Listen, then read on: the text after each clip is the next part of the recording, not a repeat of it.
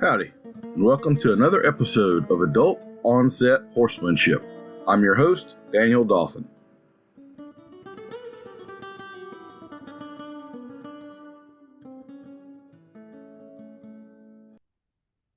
Welcome back, everybody. Our guest today is Miss Becky Amio.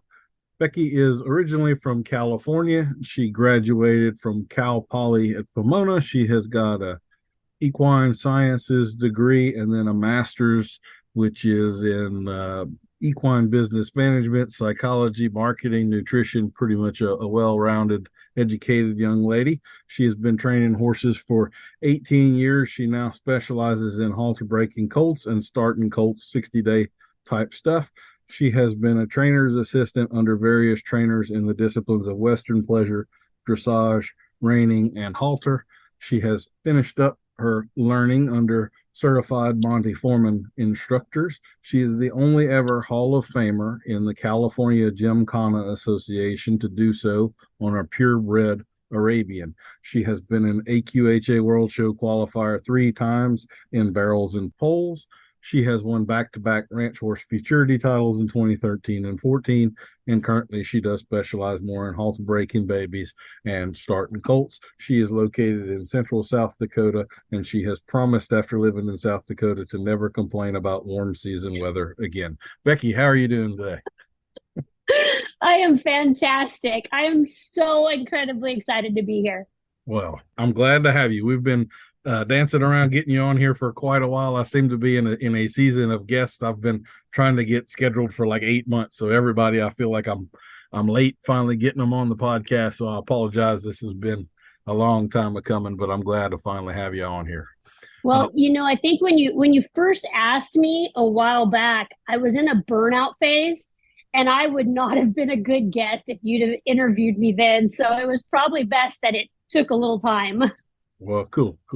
Hadn't you just won some sort of title or something at that point too? I think I had just won the Reserve World Champion Senior Barrel Racing on my good mare. And I think we just been going hard all summer, and we were going into fall. And then, when winter kicks in, boy, you really hit this season of rest and break, and you finally hit that burnout point. And I think I was at that burnout point. Well, nothing wrong with that. We all need a vacation here and there, right? Yeah. Well, we're going to start off with our lightning round questions. And Becky, you may not know this, but these are for points. So have your A game strapped on here, okay? Hey, I've been studying for these like the SATs, okay? I am ready to win this. Okay. Well, if you were a Jedi, what % chance is there that you would use the Force inappropriately? I wouldn't. I wouldn't. I don't think I could do it. Integrity is what you do when nobody's watching, right? There you go. Morning or evening? Morning. Definitely morning. Bay or sorrel? Ride red all day long. Ride red. Hashtag ride red. Does pineapple belong on pizza? Not on mine. You do you, but it's not on mine. Are you a cook at all? No. Oh God, no. That was the prerequisite in my current relationship is, I've been with JD for going on 9 years, and I did not cook. And he jokes that he just had to feed me, and I was like a starving coyote pup, and all he had to do was feed me, and I stuck around. So, and I might start like browning hamburger in the evening, for supper. And then he comes in and he just takes over. He's like, okay, get out of the way. Go sit down. So that's pretty much how it rolls here. Fair enough.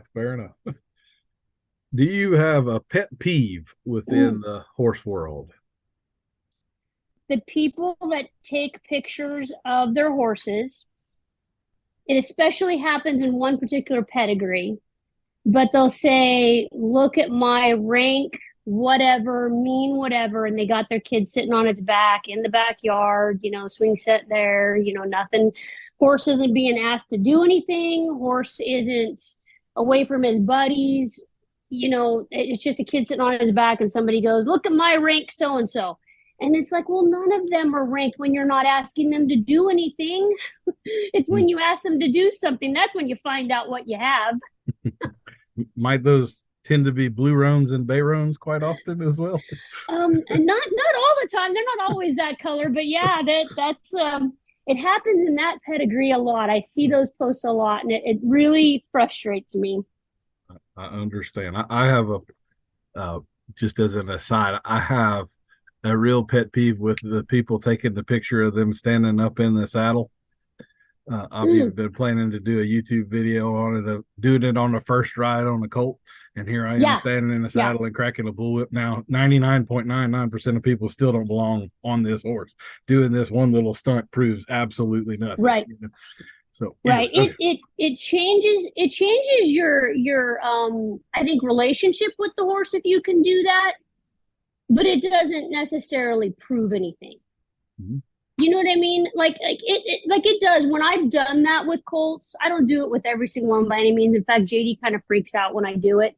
It does change my relationship with that individual, but it's not going to make them any better for the next person that gets on them to ride them. Yep. That was kind of my thought with the video. I was going to do it on 3 horses and give you like a 5-second clip. And one of the horses is the first ride. One of them is several months, and one of them is bomb proof several years. And now tell me which one is which, right? Because all you saw was right. was that, and sure, you can't. Yeah, it means nothing. Yeah. Okay. Do you have a favorite beverage?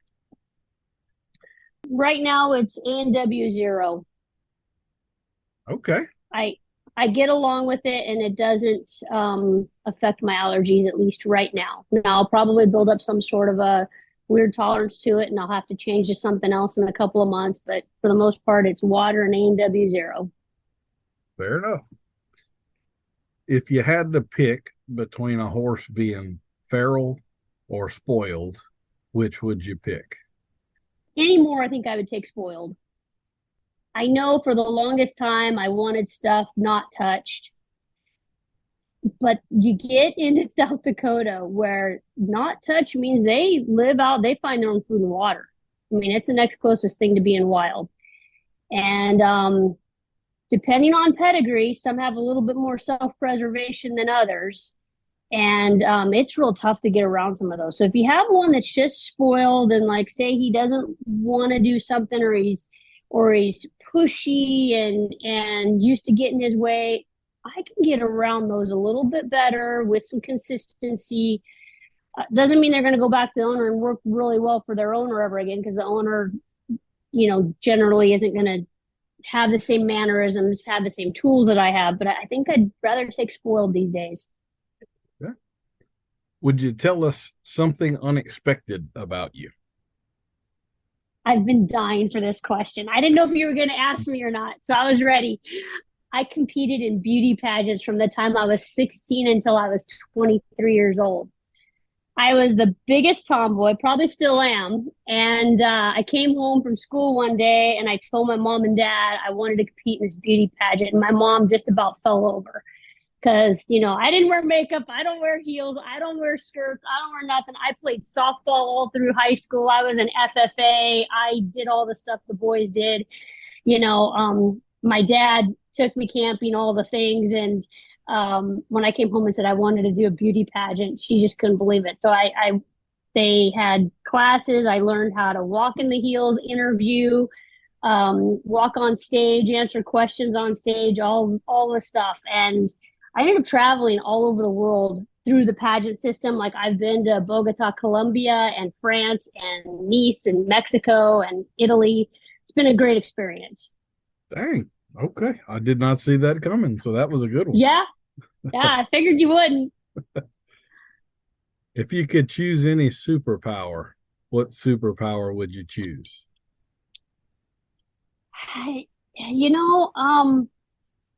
Go back and fix my Facebook.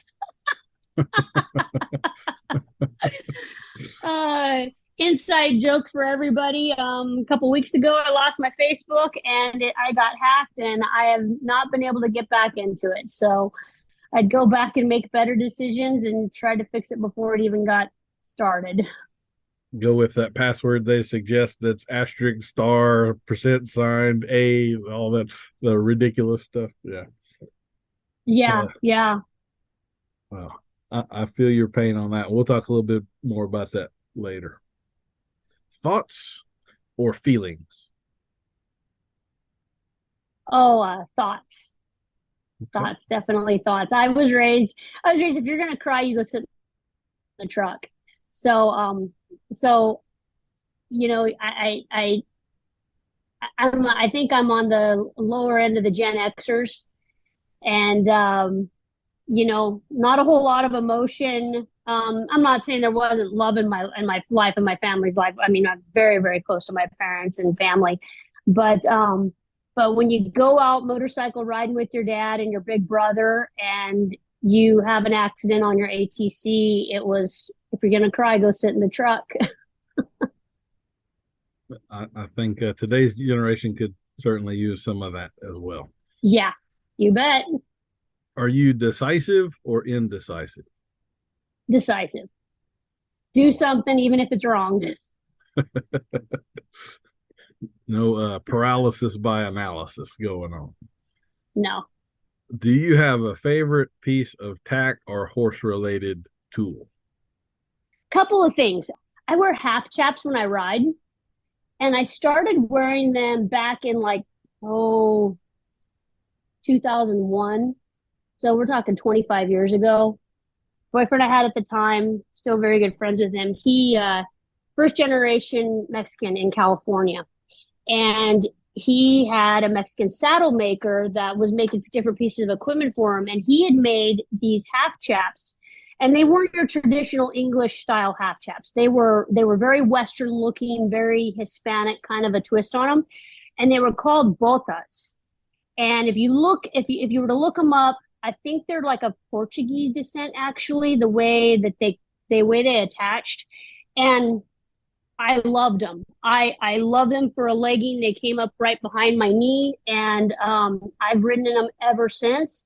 And I've had a couple different pairs made. The pair that I currently have made, they attach with a buckle, because depending on the season that I'm riding, and I always have different layers of clothes on, and so I need to be able to expand them if I'm wearing 3 layers of pants. And yeah, so leather half chaps. I mean, I can't even ride bareback. I can't even like slip onto something bareback without my half chaps on. So that's the one piece of equipment I can't live without. And then the other piece that I really enjoy is at the end of my reins, I've had a not a PVC, but a polycarbonate stick kind of sewn into them. So it's like a 24-inch stick on both sides of the reins. And I ride in rope reins. I struggle riding in leather reins anymore because my hands are kind of so gnarled up. I can't get a good hold on them. And so I've always liked the hold that I get in like a set of rope, like high quality rope reins. And then at the end of it, there's this polycarbonate stick in it. And so I've got my whip built in. So I can spank, tap on the butt, tap on the shoulder, whatever I need there. I mean, if somebody has to get over and under, I've got it right there, because you have those leather reins. And like when you have to get after somebody and you go to swing it and it's like, ooh, there goes the leather. I mean, you lose some timing. So I really enjoy those sticks at the end of the reins, and they give some weight and feel.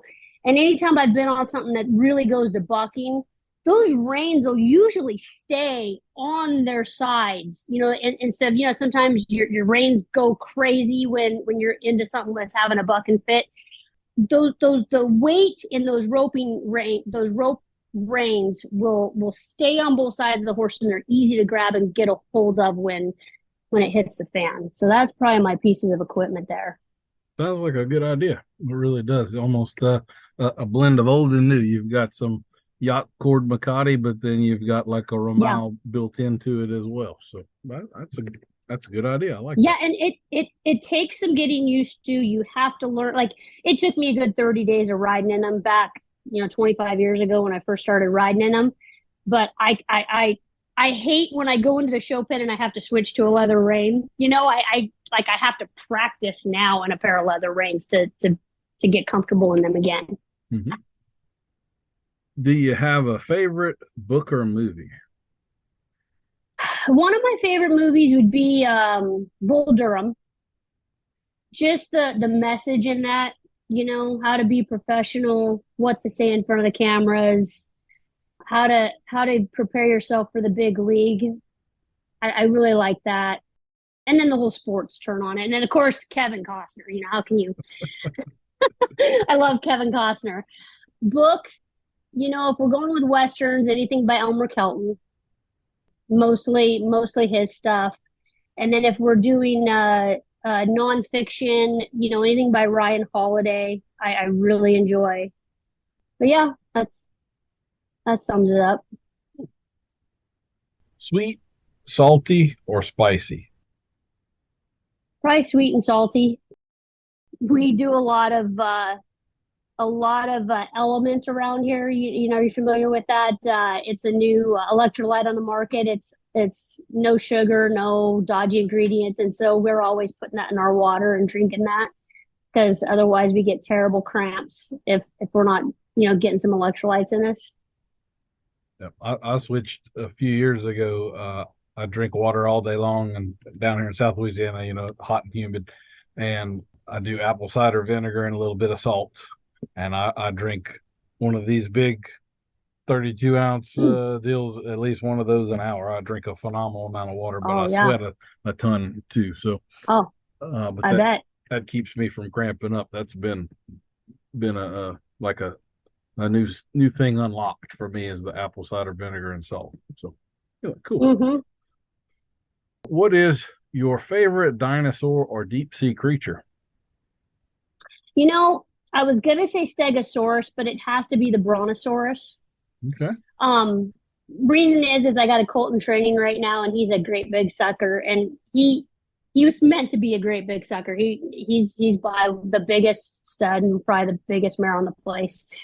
And we joke that he's a Brontosaurus, and he's a 2-year-old, and I just posted a riding video of him on my YouTube, and he's, thank God, he is so kind and so gentle. But his barn name is Otis, and whenever we talk about him, the emoji is Brontosaurus for him. And have you ever had a UFO encounter? No UFO encounters, but I have seen a lot of bright lights, unexplainable flashes of light, and not just when I've been hit in the head.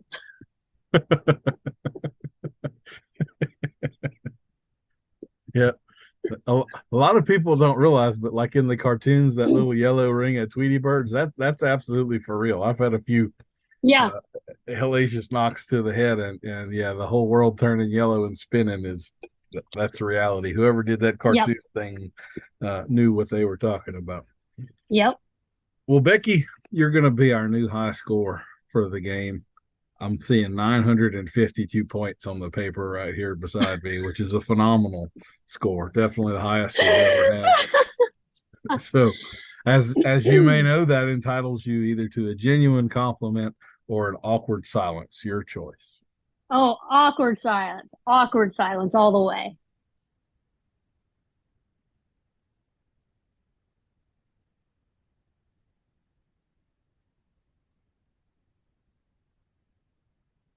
That was a good one too. That was satisfying. I enjoyed that one. Yeah. Yeah. All right. Well, Becky, why don't you give us kind of the 30,000 foot view of what it is you do these days? Okay, so I'll probably give you a little bit of background of where I came from. I'm originally from California, because people always want to know, how did you make it to South Dakota? How did you get to South Dakota from California? And I was in California, and I was training some horses there, mostly the spoiled, stuff that had just gotten away with, pets, horses that had gotten away with things. And I had only started a handful of my own. And I ended up working on a halter horse ranch the last year that I was there, and all that implies with the halter horse industry. And I was starting to research and find myself my next barrel horse, and I was looking for something tough. Well, where do you go when you look for something tough? You go look in South Dakota, and they had the designer pedigrees there for barrel horses. And I had gotten to visiting with this one particular ranch out in Wall, South Dakota, which is near Rapid City, which is kind of, when you say Rapid City, people usually know what you mean in South Dakota. And I got to visiting with this one ranch, and they just offered me a job. And I just up and left California. I had some money saved up because I had qualified for the World Show in 2011. I had money saved up. I used all that money to move instead. And I made it out to, I mean, I didn't like come and interview in person. I didn't fly and visit the ranch. I didn't come and see if it was something that I want to do. I just moved. And this was back when we were barely starting to use GPS, and we were still printing out the 6 pages of MapQuest and traveling like pirates.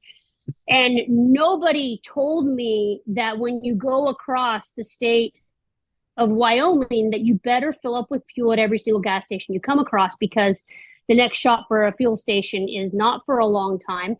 If you even find one that actually has like a card machine, because they still have the old fashioned, you got to walk inside, get somebody to turn the pump on you, and those suckers aren't open 24 hours a day like they are in California. So I just up and moved. And then I worked in Wall at this particular ranch, and they bred Sunfrost horses. So I got a pretty good education right away on some pretty ranchy stuff the first 2 years I was there. And, I brought all my horses with me. We all acclimated. In 2013, the Atlas storm came through, and not a whole lot of people in this country are familiar with it. The Atlas storm dropped a whole bunch of storm in a matter of, it was about 36 hours, 24, 36 hours on October 3rd to October 4th. And when all the animals are still out in the summer pastures, there's no protection. They don't have their hair coats on yet. So this was snow and ice. This was snow and ice. Okay. Started out as freezing rain and then snow and ice. And this particular ranch that I was working for, we lost 48 head of horses. Yeah, that's a big deal. 5 of them were horses that were right up in the corrals that had protection. And so when you realize that, because we're all taught in school, all of us that have taken the nutrition courses say, if you keep hay in front of a horse, it's going to stay warm and it'll be fine. You don't have to put a blanket on it. But in this case, it froze them. And then the blizzard, the high winds pushed them, and then they travel with the blizzard. So when you go out to the pasture, there's stuff that's stuck in the fences. It's, buried under snow drifts. And then right up in the corrals, we had horses die right up in the corrals that had plenty of protection. And so with this loss, it was a tremendous loss. I had ridden so many horses for this ranch that were replacement fillies. We had stuff picked out. There was 13 head picked out that I was going to ride that spring, coming twos. We had client horses that we lost. And, at that point, it's kind of just not fun anymore to do it. How do you recover from that? So I went to work for another ranch in New Underwood, which is just 60 miles north of that Wall area, and went to work for them. And there I worked for another year and a half and starting colts for them. And that's where, boy, I did a lot of horses at that place. We just cranked them out. And I went to work for a couple with kids, and the man was 6'4", 270 pounds. And I didn't realize that made a difference at the time. And I met my boyfriend that I have now when I was working there, because he had come to me wanting me to start colts. He had messaged me on Facebook hey, can you take horses? And I didn't schedule my own horses at the time. And I said, you'll have to go through my boss and, work with them on scheduling and whatnot. And got to meet him in person. He brought some horses to me. He invited me out to his ranch, which is where I live now, and got to look at his horses and got to kind of pick what I wanted to ride, because there was just so many. It was have your choice. What do you want? That's what that one is. That's what that one is. That, you go out into the pasture, you drive out in a pickup out to the far 160 acres, and then you just have your choice of any blue roan stud colt you want. So I was riding for a lot of outside people at the time. And when I met his dad's now 76, 77 years old, and And his dad goes, "How many horses are you riding now?" And I said, I'm riding 10 head a day. And it's a big deal here. Numbers are a big deal. How many you ride? You know, it's like a badge of honor how many horses you're riding. Mm-hmm. And obviously the level of efficiency and how much money you're making is tied into how many you're riding, right? And he looks at me and he goes, "You know, I work." And I'm like, "Well, I don't have to do the chores. They're doing the chores, but I'm riding these colts." And he goes, "You know what?" He goes, "What are you, like 115 pounds, 110 pounds?" He goes, "That's too much for you." And he goes, "You know, you're little, right?" And I didn't know. I didn't know I was little until he said it to me, right? Because I was raised by parents that never told me I was little. You know, my dad always told me I could do whatever the hell I wanted, right? You know, I mean, there was never any, you can't do that because only boys can do that, or whatever, right? It was, they never told me I was little, so I didn't know. So that's why it's so important when I say the boss I had was 6'4", 270 pounds, because there was things that he was asking me to do with these horses that just I couldn't do. And they hired me on because I had had such success starting colts for this other ranch. And then he wanted to change how I was doing it. I started working for him and started working on his horses. Now, granted, I could tell you it was a fabulous experience. I learned how to do it so many different ways. I mean, I did the him having me on a line, and I've done it where it's just a halter and lead rope and you're riding bareback. I've done the ponied up to another horse, and I've done all of those different techniques that we see. And I still come back to my original technique where I do groundwork for a long, long time. And then when I feel like that horse is really accepting of what I'm doing to it, then I get on it. But all that being said, I ended up quitting working there after about a year and a half, and I moved in with JD here in Blunt, South Dakota, because people always want to know, how the heck did you end up in Blunt? And I moved back here with him, and his dad and him said, "You do whatever you want. If you want to start our horses for us, you can start our horses for us. You can take outside horses. We don't care. You know, you don't have to do it if you don't want to. You don't need to do 10 head a day anymore if you don't want to." And that was when I was 35, 34, 35. And doing 10 head a day anymore, let's just say. I started dropping off to 8 head a day. And, and then every year it's kind of gradually slowed down every year. But primarily what I do is start colts. For a long time there, I was working on stuff that wasn't even halter broke. We had my pen situation set up so you could back the trailer in, unload the horse off the trailer into the corral, and then I could run it down the aisleway from the corral into the round pen and work in the round pen with it until I could get it halter broke. And JD has been bringing me stuff like that for years, and now we've kind of changed. We've gotten rid of that stuff. We're not doing that stuff anymore. They've got to be halter broke, man. Preferably have their feet handled too, if they could. And JD has gotten really strict, and there's because you still have people that want you to start a 3 and 4 year old, and JD knows what his 3 and 4 year olds look like, and they're pretty big and they're really strong. And I've always been hurt by a 3 or 4 year old.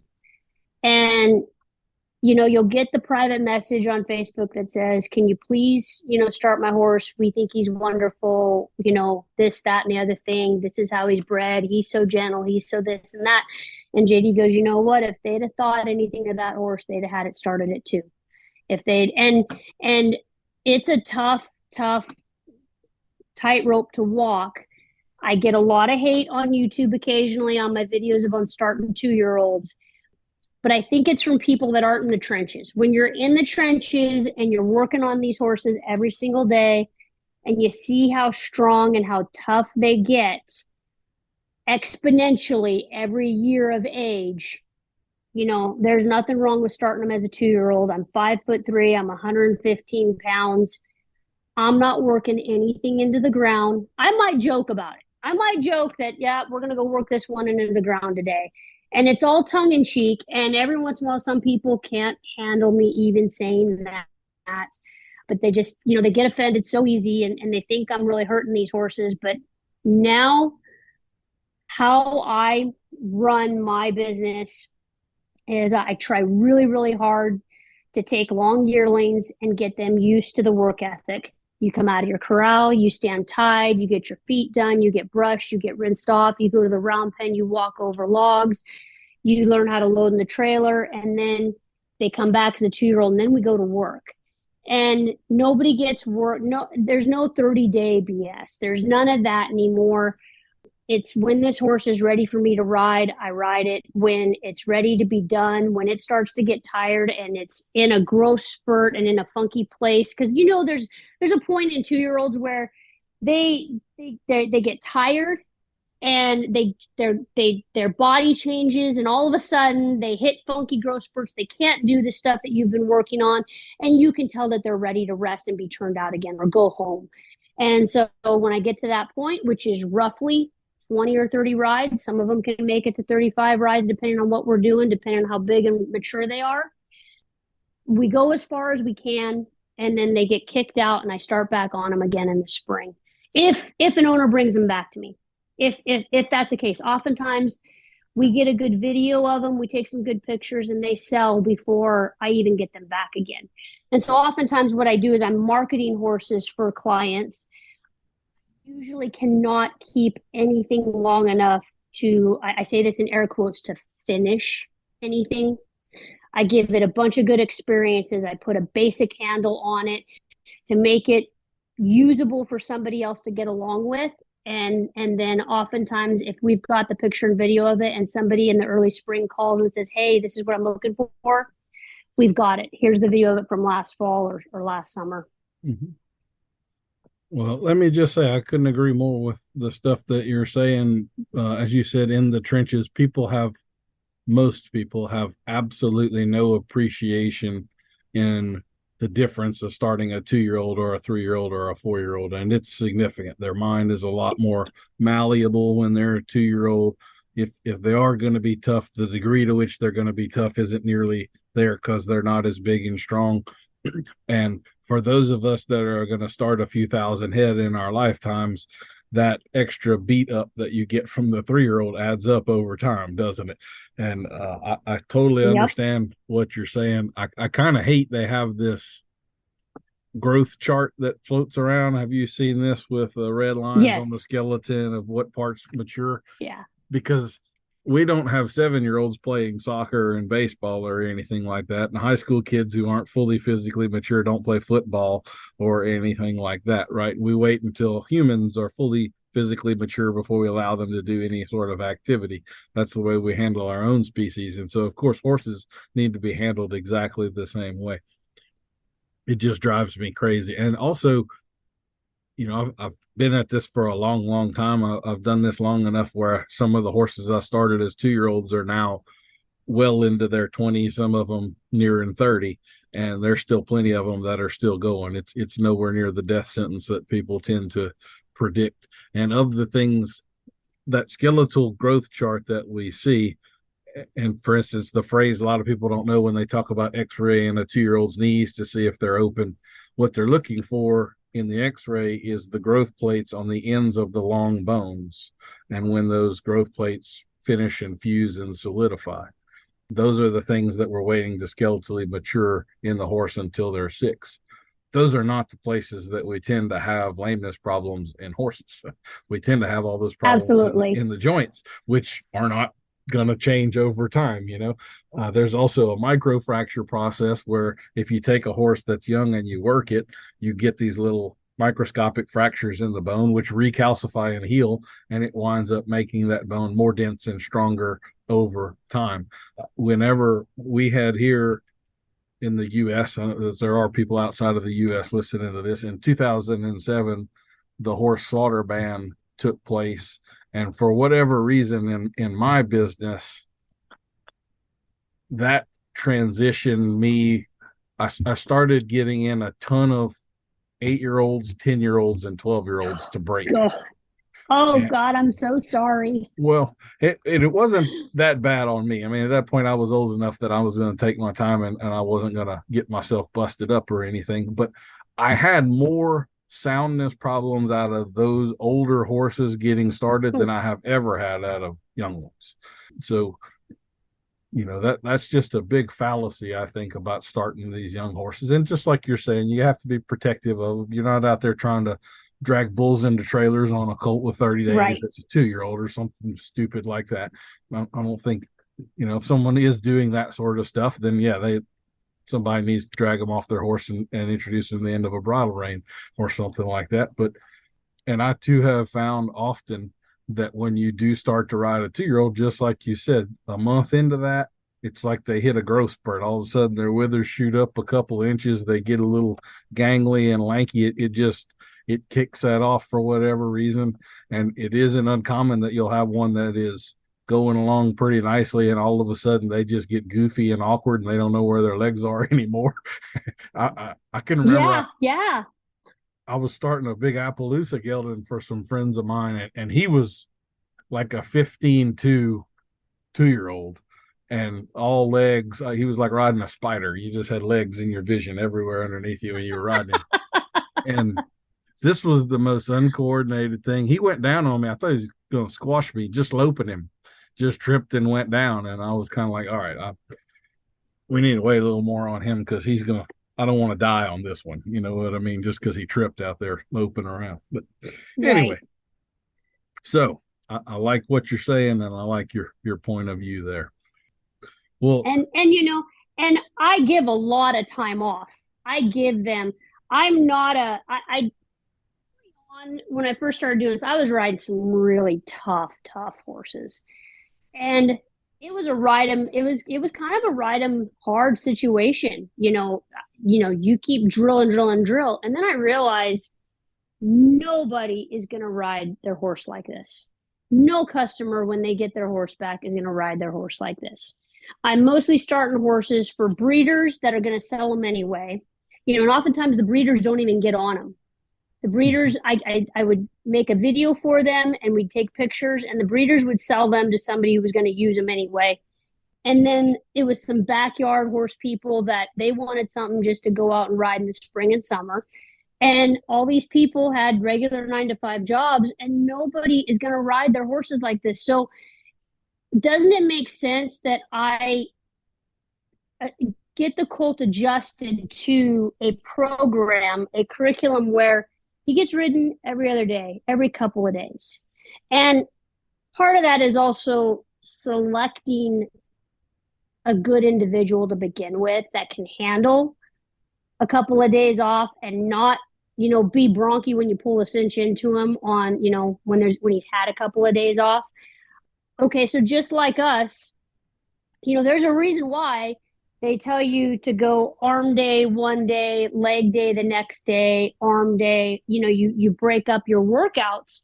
I think they get body sore, and when they get body sore, they get really crabby. They get crabbier and more uncooperative when they get body sore. So I'd rather err on the side of giving them a day or two off. And if I can't give that horse a day or two off without him being kind of miserable the next time around when I go get on it, then maybe that's not the right horse for that owner. And I need to give that owner that kind of feedback that, hey, this sucker needs rode all the time, or he can't handle any time off. That's part of the feedback loop that I'm looking for, because lots of people that I ride for, they're not professional ranchers or farmers.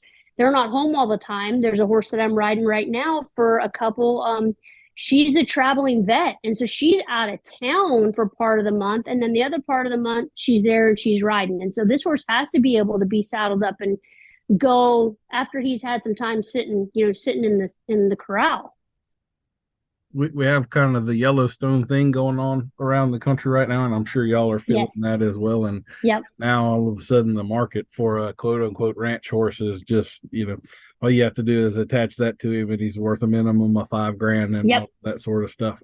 Oh, you better crank that price up quite a bit, brother, because that's a lot more than that. The point is, a lot of these ranch the true ranch bloodlines. I'm picking on Little Peppy all the time down here in Texas, but those were the kind of horses that were tough enough to make a 25-mile circle and last 12-hour days and all that stuff. Yeah. But B, Yeah. needed that. You had to keep them about half dead or they were going to try to kill you the next day. And if you kicked them out for 6 weeks and you got them back up, that first Monday, Tuesday, Wednesday was about to be pretty rough on the cowboy. And so those horses are super tough, which is a fantastic trait when it's working for you, but it's not such a phenomenal trait when it's working against you. And so I think most people want that eighth generation, not that second generation, Right. And since we're gonna pick on some pedigrees here for a second. So the pedigree we raise here on Lowing Ranch is Hancock Blue Valentine horses. And I get along with them. They are a tough horse to get along with. And once you figure it out, life gets real easy. One thing that I have learned from riding for so many breeders in the state, I have ridden for so many breeders in this state. I've had so many wonderful opportunities to ride all sorts of different. So whether it's Metallicat, Peppy Sand Badger, the Sunfrost, straight speed stuff, streak and six stuff. And then, into, Catalina boys, that kind of thing. What I have learned is the folks that have been in business and breeding horses for a long, long time, they really start to breed horses that are just like them, because that's what they're looking for, right? That's the kind of person they are. That's the kind of rancher they are. That's what they need. That's what's always worked for them. That's the kind of horse that works for them. I had figured that out, so I got to where there's only a couple of breeders that I'll still ride for anymore if I'm going to take an outside horse from clients. And one thing JD told me right away is he said, you have got to be nice to them. You have got to make friends with them. And I tell you what, his dad is the same way. You got to make friends and gain his dad's respect, because this is a very patriarchal state. They're not just going to let some little girl from California come in and ride their horses for them. I had to work really, really hard to gain the respect of the people in the state and gain the respect of my father-in-law.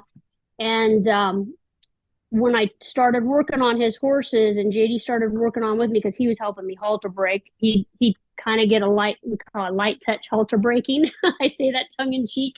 Like, he could put him in a chute and he could get a halter on him and we'd have a lead rope hanging from him, and and then he could drag him behind a four-wheeler. But then when I'd start walking him over to a round pen, they're like, we know what that round pen's about now. But we started figuring out who wanted to get along and who didn't want to get along. And we started culling quite a bit of horses.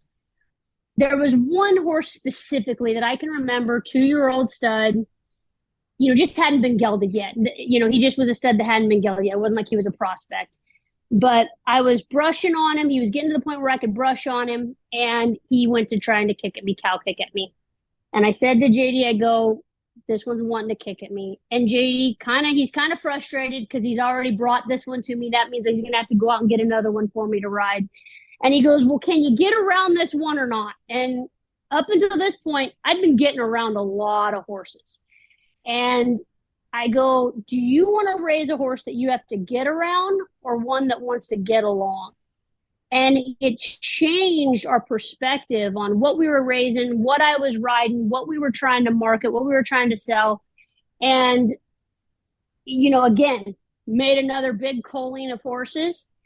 And we realized that, those cowboys and cowgirls that can ride those horses, they're becoming extinct. And I'm sure what you liked to ride 15 years ago and what I liked to ride 15 years ago is a very different horse than what I like to ride now. and it's still cool every once in a while, but for the most part, I'm 44 years old and I kind of like something that walks off real slow at first. and by the end of the ride, it can kind of step up a little bit faster.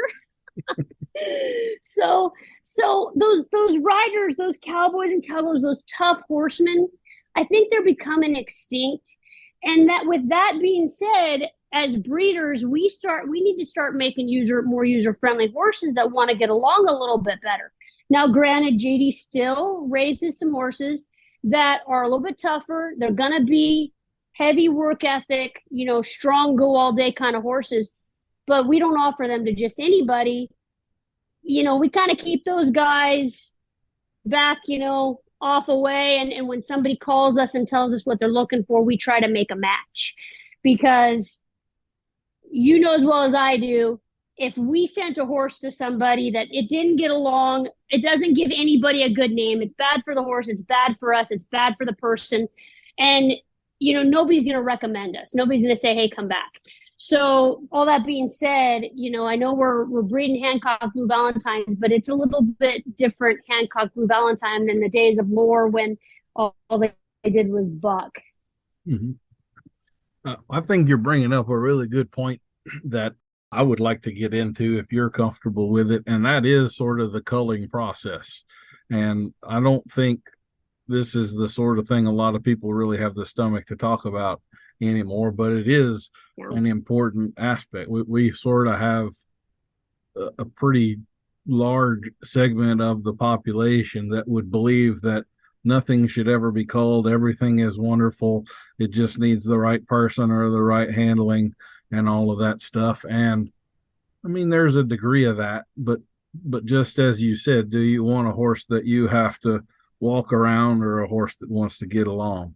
And that process requires culling. I think what you're describing is y'all want to be the ones to cull the horses, not the customers. Yes. Because if the customer winds up culling it, then that comes back on you. But if y'all cull it on your end, then, and that's what good breeders are supposed to do. And we have this in all facets of our society. It happens with dogs. Anytime a movie comes out with a new breed of cool dog, then they start getting mass produced, and 15 years later, what you're going to have that you're going to buy from breeders is going to be a disaster, because amateurs took over the breed, and the professionals got who were culling and had high standards and understood what they were dealing with. That stuff all gets pushed out. And I would say that I've, at least in the area that I'm in, over my career, I think horses are way easier to get along with now than what they were before. I think that the genetics, like particularly my background is in cutting, and when I was starting out, we were still having lots of own sons and daughters of Smart Little Lena, and there were plenty of little peppy horses left out there, and those things were bronky. They were not horses just anybody needed to fool with. And with sort of the introduction of the highbrow cats and those sorts of horses, the mind on them has gotten way more tamed down. They're way more easy to get along with. You kind of always had in the 90s, there was like a third of your string that might make a cutting horse futurity, might go to the NFR and the saddle bronc. We're not really sure yet, and that doesn't really happen anymore. So I'm glad that and speaking of, I was going to say, speaking of the might go to the bronc match, might go to futurity, I was just saying this the other day. It also matters who you take that horse to get it started. It matters, and people don't realize it. They think that you just take the horse to the guy that can ride a buck, and that is not the case. Some of the worst reputation you could get, and I hate to pick on bull riders, but right after I met JD, he had sold 2 colts to some folks locally here, and they sent those 2 horses to a bull rider to start them. And guess what happened? They're the rankest son of a guns, and it's also, I hate to sound like this, but it's also the man thing, the aggressive, the we're going to ride it out, rather than let's help try to teach this horse and educate this horse. We're just going to ride it out, because I think as a general rule, it's safe to say men don't have as much self-preservation as a woman does. Now, I used to never have any self-preservation either. So I'm not picking on guys. We'll get into all my injuries shortly, but I have a little bit more now than I used to. We'll get into that. I know you're laughing at me. But it does matter who you send your horse to. if you're wanting to get your colt started, you don't send it to the guy that says, hey, you know what, if you can put a transmission in my pickup, I'll start your horse for you. Or let's trade out this couch and love seat set, and if you start my horse for me, that doesn't work. You got to go to the professional that has ridden a lot of them and put a lot of them out there and had lots of experience. And that's another problem that I see people running into. Yeah. And if he's 100 or 200 more a month, there's probably a reason, right? Yeah. You get what you pay for. Yep. I definitely, yeah. I've had similar experiences with the rodeo guys. They're generally looking for the buck. Yes. And that's, you're going to train him one of two ways, and that's probably not the direction you want to go. So, and your idea of a buck is different than my idea of a buck. It's that old joke on Facebook, the man, like, your horse didn't buck, he crow hopped. mm-hmm. And I've had friends send me videos of their horses bucking. I say that in air quotes.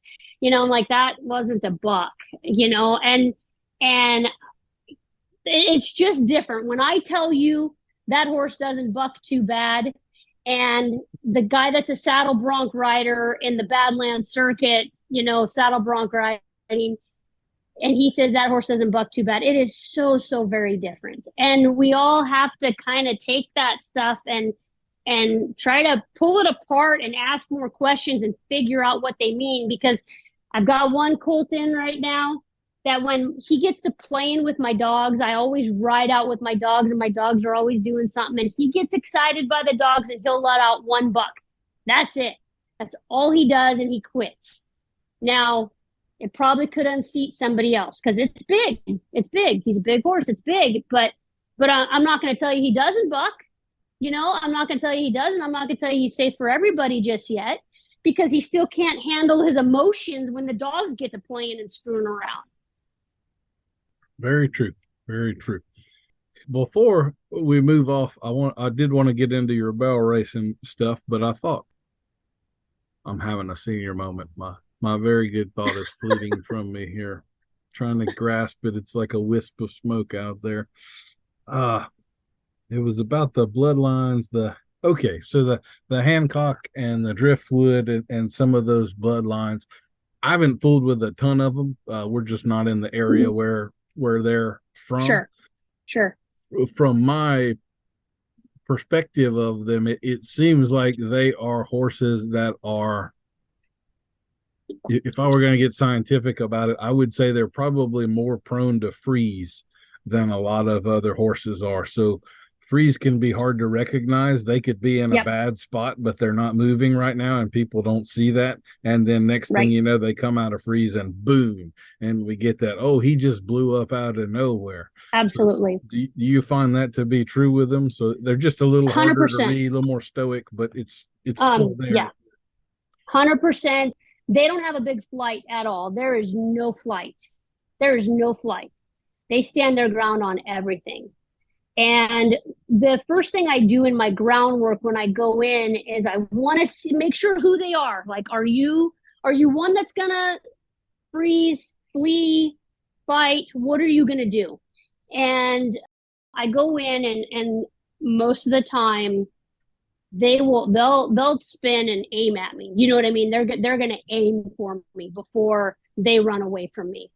And I usually do it kind of with a bag on a stick. Let's see how bad I can piss you off and what it takes to piss you off.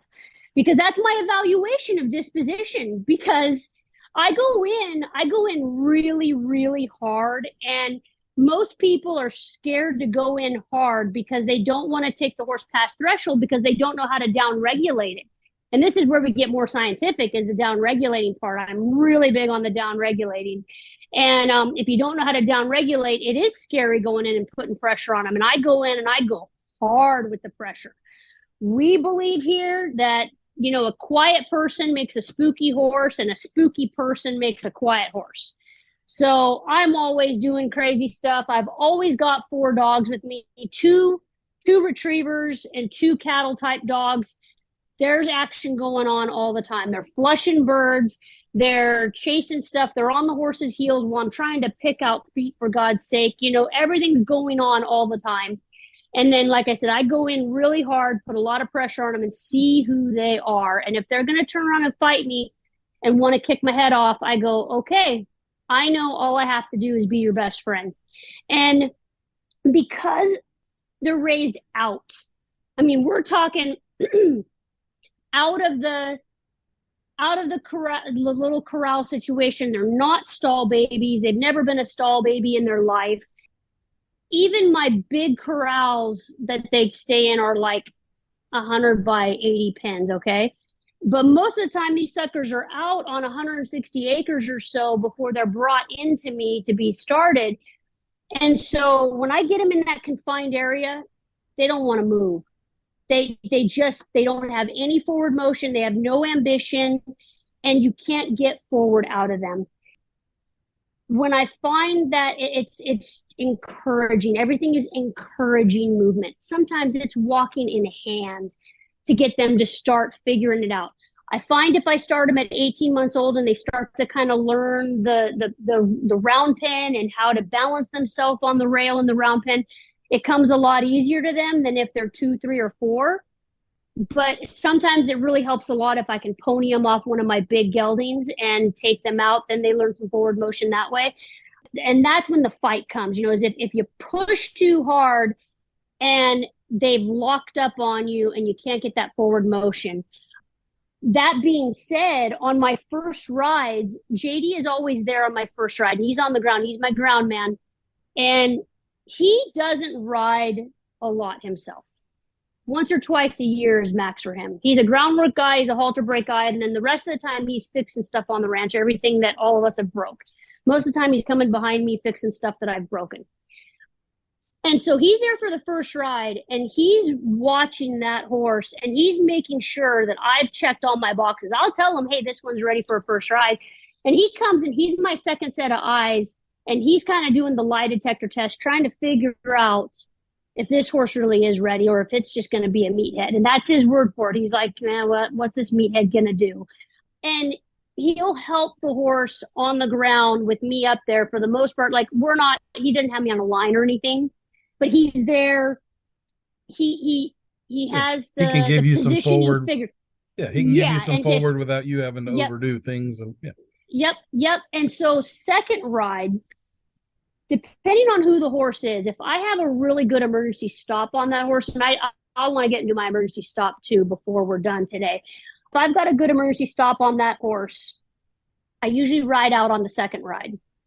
And I've kind of got the ability, free rein, to go about 2 miles every direction from where my round pen, where my arena sit on the ranch.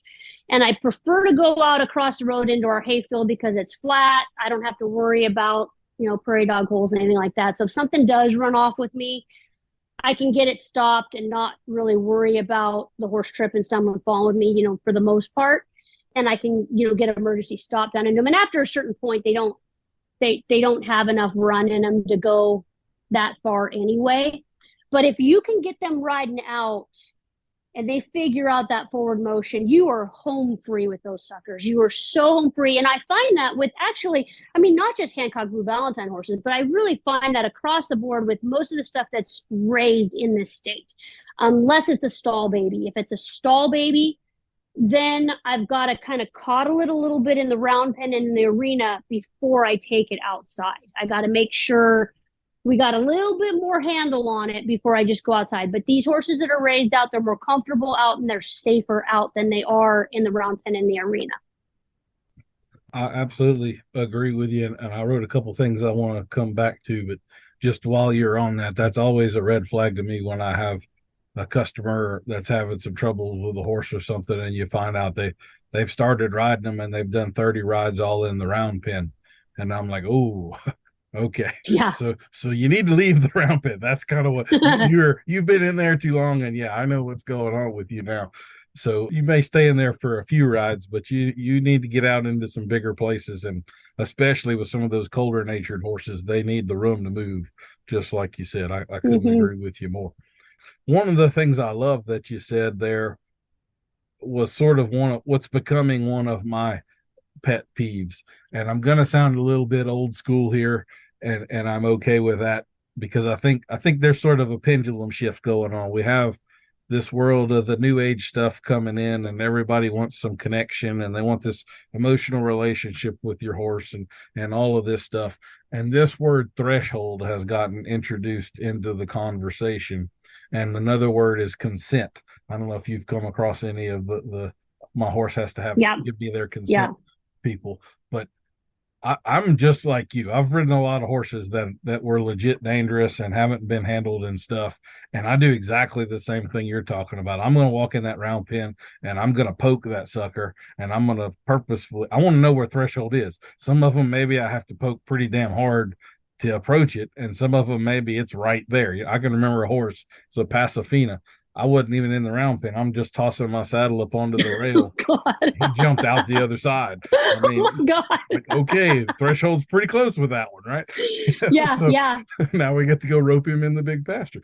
But you better know where threshold is, and if people like Becky and I that do this a lot, our lives are on the line here too. I don't want to be in a Yeah. wheelchair or anything like that. And so if it's going to get bad with a horse that I have a reasonable chance of it getting bad with, I want to know how bad it's going to get before my butt's up there and I'm on You the bet. line for it. And Yeah. so anytime I hear this talk about the threshold and never cross it and all, that immediately puts that person in a naive category for me. And I'm thinking you're green and you haven't legitimately dealt with horses that are going to hurt you yet. Your self-preservation better kick in at some point, or you're not going to still be doing this in a few years. You're going to be squashed and out the door, or you better stay within one of those little, like the reining horses. I mean, you could do the first ride standing up in the saddle on them, and they're born broke, so there's not really a challenge with most of those horses. But that wasn't true 30 years ago either. Some of those horses could be Right. pretty Right. tough. So, well, why Yeah. don't I And wanted to consent is I was going to say, isn't consent just anthropomorphizing a little bit? for sure. My response to them is always, because the big boss mare in the herd always gets consent before pushing them around and all that stuff too, right? That's exactly what horses are used to, is Mhm. giving consent. And when I have a wildfire coming and I got to get all my horses out of here in the next hour or they're going to die, I want to be sitting at the back of the trailer waiting on their consent before they're going to load for me today. We decide that it's Tuesday and it's not Right. a good day to load. So, I mean, it's an Right. absurd notion. It truly is. I understand the heart behind it, but there's got to be reality mixed in with all of that stuff. Yeah. Yeah. I mean, there's a look at them and see how they're responding to what you're doing and see if they're okay. And the way that they tell you they're okay, what do? They lick and chew, they cock a leg, they lower their neck and head, right? Those are like the three big ones that they do when they go, I'm okay with this. Deep But you breath. have to push them until they're not okay. And then you go, okay, that's where you're not okay anymore. And let's try to work through that spot where you're not okay. And like you said, it's different for all of them. And when I go in hard right away and I find out who they are, I know right away what category to place them in. This one is going to work for anybody. This one I'm going to be able to sell to somebody 1,500 miles away, and I know that horse is going to work when it unloads off the trailer in California. Mm-hmm. This one, we better find somebody who's going to take some time, is a little bit more of a hand, who knows a little bit more what they're doing. That's the one we have to place that horse in that home. Not saying the horse doesn't lack quality or shouldn't, continue to move through the program, but he's just going to take a little bit extra work. He's going to take a little bit more time, a little more patience, and maybe somebody, and I'm not against this either, Daniel. I'm not against saying, you know what, it takes a better horseman than me to work with that one. Or even this, I didn't mention this at the beginning. I work on a lot of studs. Mm-hmm. And it just started out that people started bringing me studs because they knew I was good with a stud. 2-year-old studs don't usually act like studs. They act like little baby geldings. They don't know who they are yet. And I did a really good job with them, and I gave people phenomenal feedback on their horse. Do I want to ride more just like this one? You betcha, or no, I don't want to ride any more like this one. Or I think this one's pretty cool, whatever. So So I'm riding a lot of studs, and there's a point there with studs that I know I don't have enough testosterone to handle this one anymore.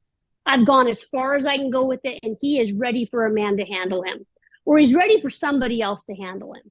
And I'm not opposed to it. And maybe that sounds like I'm giving up the whole woman, the whole woman species, the female species, but they do get big and strong, and you cannot control hormones. There's a point there where you can correct it, and you can try to stay ahead of it, and you can keep it worked down and keep it conditioned, keep it exercise and keep it busy. But there's a point there where when we're loading studs on the trailer to go out to pasture, I'm not involved in that. That's something JD and his dad do. And they put those boys on the trailer, and, it's squealing and squalling and banging. And because those boys know it's springtime, the sun, the light has changed. They know where they're going. They're not idiots. And I don't get involved in that. We go out to take pictures of a mature stud, and I make JD go out. Like, he doesn't do anything. He's just there for testosterone support, and because, I'm not strong enough. I mean, I do know my limitations. I'm not strong enough. And for as much training as these guys have had, sometimes a man has to step in and go and correct them. And I don't always have that in me. And I don't know that this goes back to what I said in the beginning, that my boss that I had switched jobs to, he was 6'4", 270 pounds. And I was completely oblivious that his wingspan was twice my wingspan. And when he approached a horse, he smelled different than me. And I think women don't realize that even when we approach a horse, we smell different than a man does. And we can use that for or against our advantage. It just depends on the situation. And the whole wingspan thing, when I go to send something out on the line, even though I can do all the body language, it might not be the same body language as what that man just did, or that tall person, that has the length and the height and everything else. There's an intimidation factor there that you just are going to have a little more trouble with. Sure. And there's things that, go ahead. I was just going to say, I mean, that does work the other way. Like, one of the biggest lessons I had to learn when I was a 22-year-old testosterone filled guy was that they were more scared of me than I was of them. And I had to learn to consciously dial my body language back to not intimidate them, even though I wasn't trying to intimidate them. But it took me longer than it should have to really recognize that and learn that I had to consciously shrink a little bit at times to not intimidate them. And that was one of the biggest light bulb moments or keys for me in really starting to get along with horses. So it does work two ways. Sometimes you want a little bit more of that, and sometimes you have too much of it, and you have to manage it on that side too. So I like your candor there quite a bit, though. I appreciate that. There's things that I get away with in the saddle that other people don't get away with, because I'm little. I have a low center of gravity. I can do stuff in the saddle that somebody else couldn't necessarily do, and then also up until the most recent years, I've been made very aware that I don't have a very long enough leg. When I start watching some of these really good barrel racing trainers, those girls are 5'6", 5'7", 5'8". I'm 5'3". I've got a 29-inch inseam. I don't have enough leg to put on that horse, to help support it. And those girls just kind of reach around with their leg, and they can move that body around and support that horse's barrel. And you just go, God dang it. What am I missing here? I got to do something to figure out how to make up for that. So, I mean, there's pros and cons to all of it. Yep, absolutely. You gotta learn how to do the best you can with what you got and whatever your particular strengths and weaknesses are, and that's fair enough. I will say, here, you were talking about studs. I've ridden a whole lot of studs too. When particularly we were doing the cutting horse futurity horses and all, we would rarely get a gelding. Everything was a prospect, and so you were going to break him as a stud and have to deal with that for the first year. regardless. And if he was bad enough, we'd geld him later. But, we had nothing but studs and mares around for the most part. And I don't think most people really appreciate how different studs can be. They're kind of like the Ray Hunt or Tom Dorrance saying about mules. It's that they're just like a horse, only more so. That's kind of true with studs too. A lot of things can be sort of amplified with them, and yeah, can get out of hand in a hurry with them at certain times. Little quirky, little bit quirky, little bit weird, little different, and just strong. There's a level of strength there that is just unmatched, and of course, the more age you get on one, the tougher they get. Yeah. I'll tell a little story here. I had a group of 2-year-old studs. This has probably been 10 or 12 years ago. And I'm trying to remember the name of the sire here. And it's escaping me. But anyway, there were two particular little studs. One was just sort of a moderately framed little chestnut. He was out of a mare. I probably rode 10 of her colts, and he was somewhere in the middle of that. And her colts were all pretty easy to get along with, but he was the new flavor out of this different stallion. He was a stallion. And then I had another one that was a little black colt, and he was built like a 4x4 post. I mean, he just was, looked like a bodybuilder. And one of the things that I'm very much against is isolating studs. I try to make sure that they're horses. They go out and play. They're going to beat up on each other a little bit, but they'll be way better like that than locked away in a stall and not having any herd behaviors to deal with. So I kicked these guys out in the arena for the first time together, and that little sorrel stud went to beating on the black horse, like really, really, really bad, like trying to kill him. And just as a 2-year-old, as you're saying, most of the time the 2-year-olds are babies. They're not acting like the big boys. And so I wasn't anticipating this. So I grab a lunge whip, and I'm going out there trying to physically separate them. They don't have halters on or anything. It was a it was a moment there. I was definitely in that whole, I wonder if somebody's going to be around here to find my body before long after these things kill me, And so I finally got them separated, and I knew the man that owned this little stud really well. And so I said, well, I'm going to go get 3 or 4 of my big older geldings and put them in here and let them have a little talk with this guy about pecking order and all that stuff. It wasn't 5 minutes. That little shit had those big geldings cowering over in the corner, and I had to go rescue my big horses from him. So I got him off of them, and then I made the phone calls. I don't think this one needs to stay a stud. You're not going to believe what we just had happen over here. So, anyway, if they're that aggressive at that age. When they're that cocky and they're full of themselves. And I've had a friend tease me that I run a frat house here. And so, like, I literally tell people I have a frat house. I've got pens. There's stud gelding, 2 studs, 2 geldings, big gelding. I mean, just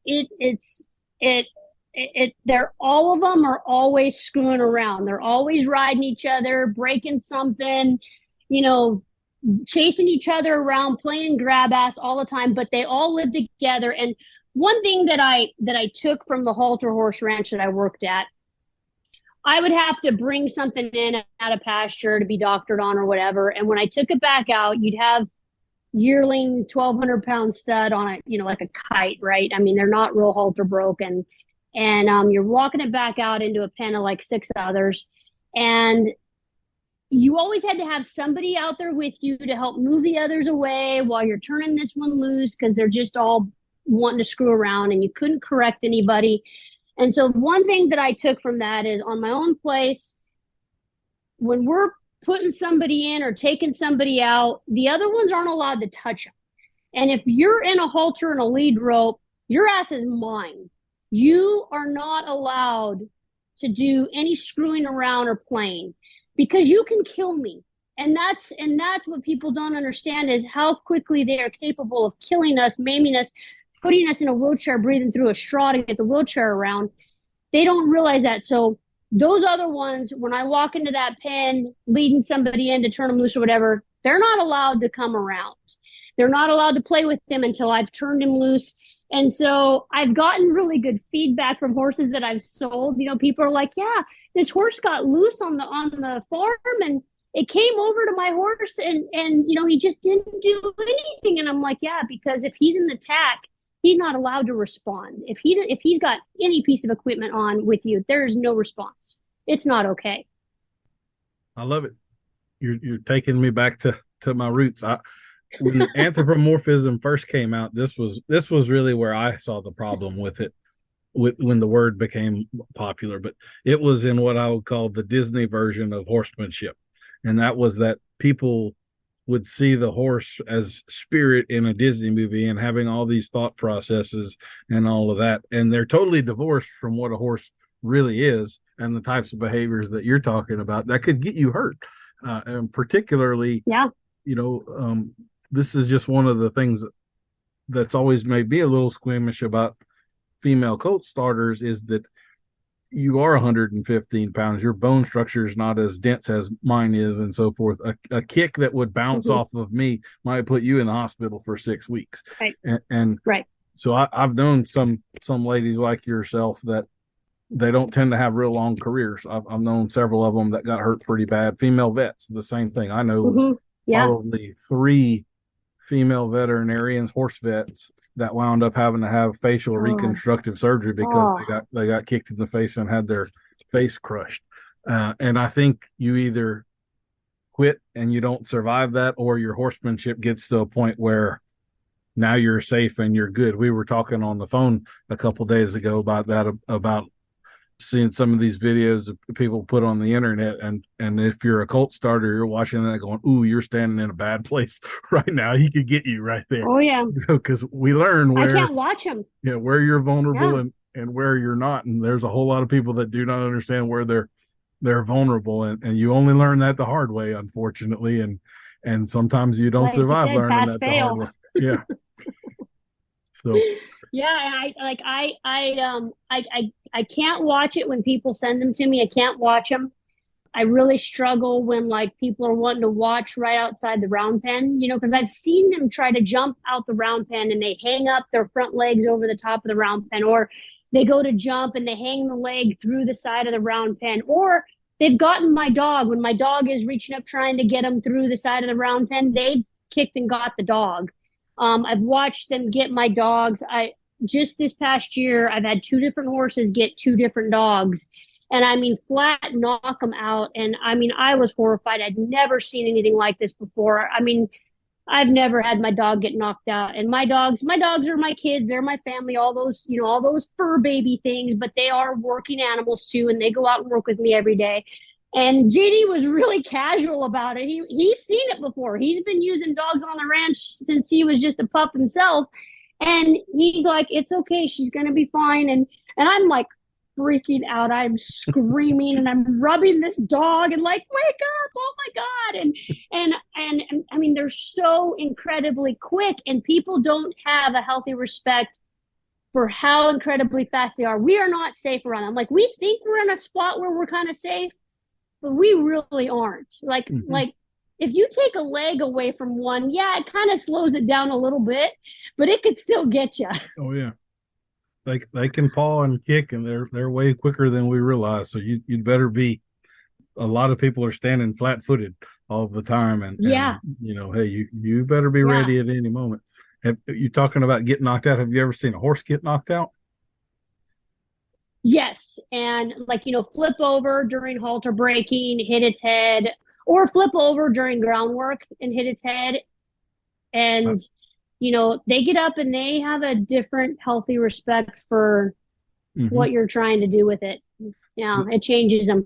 The Pasifina I was talking about earlier that jumped out of the round pen when I was putting the saddle on. So he actually, as he jumped out, he hung on the top rail on his stifles, which Brent brought his head down, and he hit chin first, and it knocked him smooth out. And I'm like 19 when this happens. I thought, you know, he just broke his neck and died, and nobody's going to believe that I'm not even in the pen with him, right? So I'm running around the round pen to check on him, and he kind of came to right about that moment. But let me tell you, he did not ever try to jump out of the round pen again. He learned that That is Yeah. not the thing to do. It's the electric fence method of training, right? The positive punishment. You do not pee on an electric fence 3 times in a row. You learn that that's something you don't ever want to do Yeah. again. And sometimes they need that cold wake up call to get it into their system. So, all right, I think we And can you both didn't you expect. didn't have a video, you didn't have a camera. You didn't have a camera at that time to video it either, to tell the owner, hey, look, this is what just happened to your horse either. Yeah, Like we yeah. have that now. That was before those days for sure. Yeah. Oh, I could tell some stories, but I've written actually a couple short stories about that guy. He was always, I'll pontificate here for a minute. He was an insurance salesman, so a guy that made pretty good money, and kind of the wannabe cowboy type. He wore a Texas star on his vest and stuff like that in Louisiana. And he told me once that he couldn't wear it in Texas because then he would be presenting as a Texas Ranger, but he could do it in Louisiana and it was fine, you know. So that was the sort of guy he was. But Okay. he was always looking for a deal. He wouldn't just go out and buy a good, decent horse. He was always looking for the fixer upper and just it was just story after story after story of the horses that this guy would find. But anyway, I think I was hoping to get to your barrel racing stuff before we got here, but timing wise, I think it's time that we bring out this episode's sponsor. So Okay, well we'll go with the barrel racing stories right after. so I might not get through this one. I haven't had a chance to. Usually I read it enough to desensitize myself. The last time I read it, I had a little fit in the middle. So we'll see how candid this one comes out. But this episode, ladies and gentlemen, is brought to you by Starfish Glitter. Ladies and fancy men of the world, do you see the absolute value in a horse that's shiny and sparkly? Are you constantly frustrated when you see all that glitter that you've tried to get to stick to your horse on the ground? Are you frustrated that the loudest neon leg protection available for your horse isn't also sparkly? Does the seat of your saddle look as scarred and tattered as the fenders on your dually? Allow Starfish products to help solve these problems for you. We've taken inspiration from watching barrel racers round that third barrel and patented a new glitter design based on the Starfish. Starfish glitter attaches better than standard glitter because the serrated starfish arms of each particle entangle in with your horse's hair follicles and stick. Seriously, if you want this glitter gone, it's going to take a pressure washer. The extra angles and facets of our glitter act like the diamonds on those 3 to 4 engagement rings you've been collecting over the years and twinkle just like your eyes did each time you said yes. Oh, Becky, I was going to get through it if you hadn't started. Come on. Oh. Additionally, Starfish glitter is aerodynamically designed with scientists and MIT engineers to make your horse run faster. Just like face masks and Fauci, don't ask us how it works, just trust the science. You should also check out our new line of leg protection for your steed, Leopard Sprints. Our Leopard Sprints boots have dark and light colored starfish glitter impregnated into the pattern like a 1D finals horse. If you use the same pattern on all 4 legs, the camouflage makes it nearly impossible to tell on the replay videos that your horse crossfires after every turn. We're proudly to offer a new Cruella de Vil. You're killing me, Becky. We're very proud to offer a new Cruella de Vil line in our leg protection as well. This pattern is a dead copy of the amazingly soft and beautiful blue-eyed Merle toy Australian Shepherd that is your constant yapping companion. You won't even be able to tell when your precious baby Bling Bling runs under your other precious baby Dash for Firewater. Don't ask where we get the materials and we won't tell you. Be looking for our new seat protectors with Teflon. They'll help protect that $4,000 Colt saddle with Stingray inlay from the crystals on the seat of your jeans. They'll also help cushion your greatest asset when you come back to the seat. Nobody likes a scarred up Stingray. Speaking of crystals and jeans, we've got a new line of denim out now. Our jeans are just as sparkly as the competition's, but we've added the Velcro directly to the jeans. If you buy the companion mount for the Teflon seat protectors, you'll never worry about leaving your straps at home again. Check out our entire line of fast and shiny products at www.starfish.net, where our shipping is always $50 and always the next day. All right. Oh my God, the yappy mini Australian Shepherd. It is so true. I could have made that one 8 pages long. I mean, yeah, there's a whole lot. Oh man. We might get some hate mail back on that one, Becky, but we'll see. Oh yeah. Well, that's what JD liked about me. He said to his dad, he goes, "Yeah, she doesn't have kind of a typical barrel racer's dog.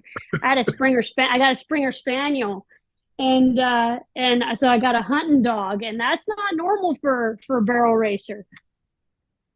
I think the Springer Spaniel, that is like the Hancock dog of the dog world, you know. I don't know if you've ever heard this, but there's a saying so Springer Spaniels, for those of you who might know, are in the retriever group of the dog world, and they do a lot of the same jobs that Black Labs do. But the saying is Yes. that Labs are born half trained and Spaniels die half trained. Now I'll tell you this: my first Springer that he just passed away here a month ago. He was exceptional dog. I called him just another bachelor that lived in the house with us. Mm-hmm. Just a person, and but he did not hunt. And when JD met me, he thought he had stuck a fat hog in the ass. He was like, she's got a hunting dog. And little did I know when I got him that I was going to be moving to the pheasant hunting capital of the world, right? Yep. And so I've got this beautiful hunting dog that does not hunt. He will go out by himself and look for pheasants, but he would not retrieve, absolutely did not retrieve anything, and was afraid of gunfire. My fault, though. He spent his first 2 years of his life in California and mostly working on a ranch. So when we got his understudy, Rocky, my current Springer Spaniel, we got him to be a hunt dog because I do a lot of guiding here with JD in the fall when we have hunters come to the ranch. And you know, there's a level of self-preservation that they can't have to be a good hunting dog. Mm-hmm. They have to have no self-preservation because that's what makes them hit those barbed wire fences as hard as they do and flip over them like a linebacker to go after that bird.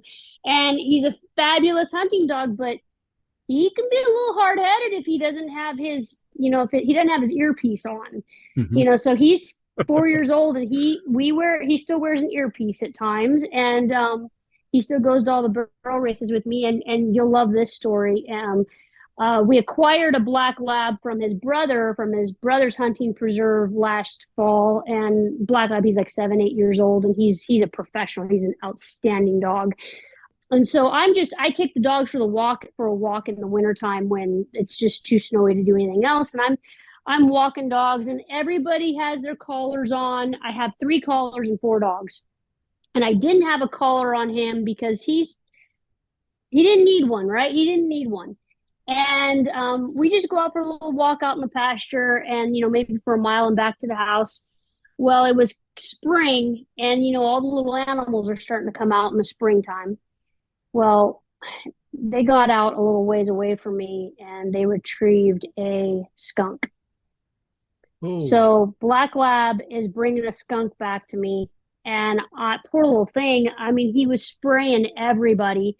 And I pulled out my phone because they're far enough away. I'm like, well, I might as well video this. And I'm like, no, Max, no bird, Max, no bird, drop it. And he's so proud of himself bringing me this skunk back, sprayed all of us. I was running to get the hell away from him. But yeah, I posted that video to Facebook and I think I posted it to YouTube, and man, it went viral. I couldn't believe how viral it went. Everybody had a good time laughing about that.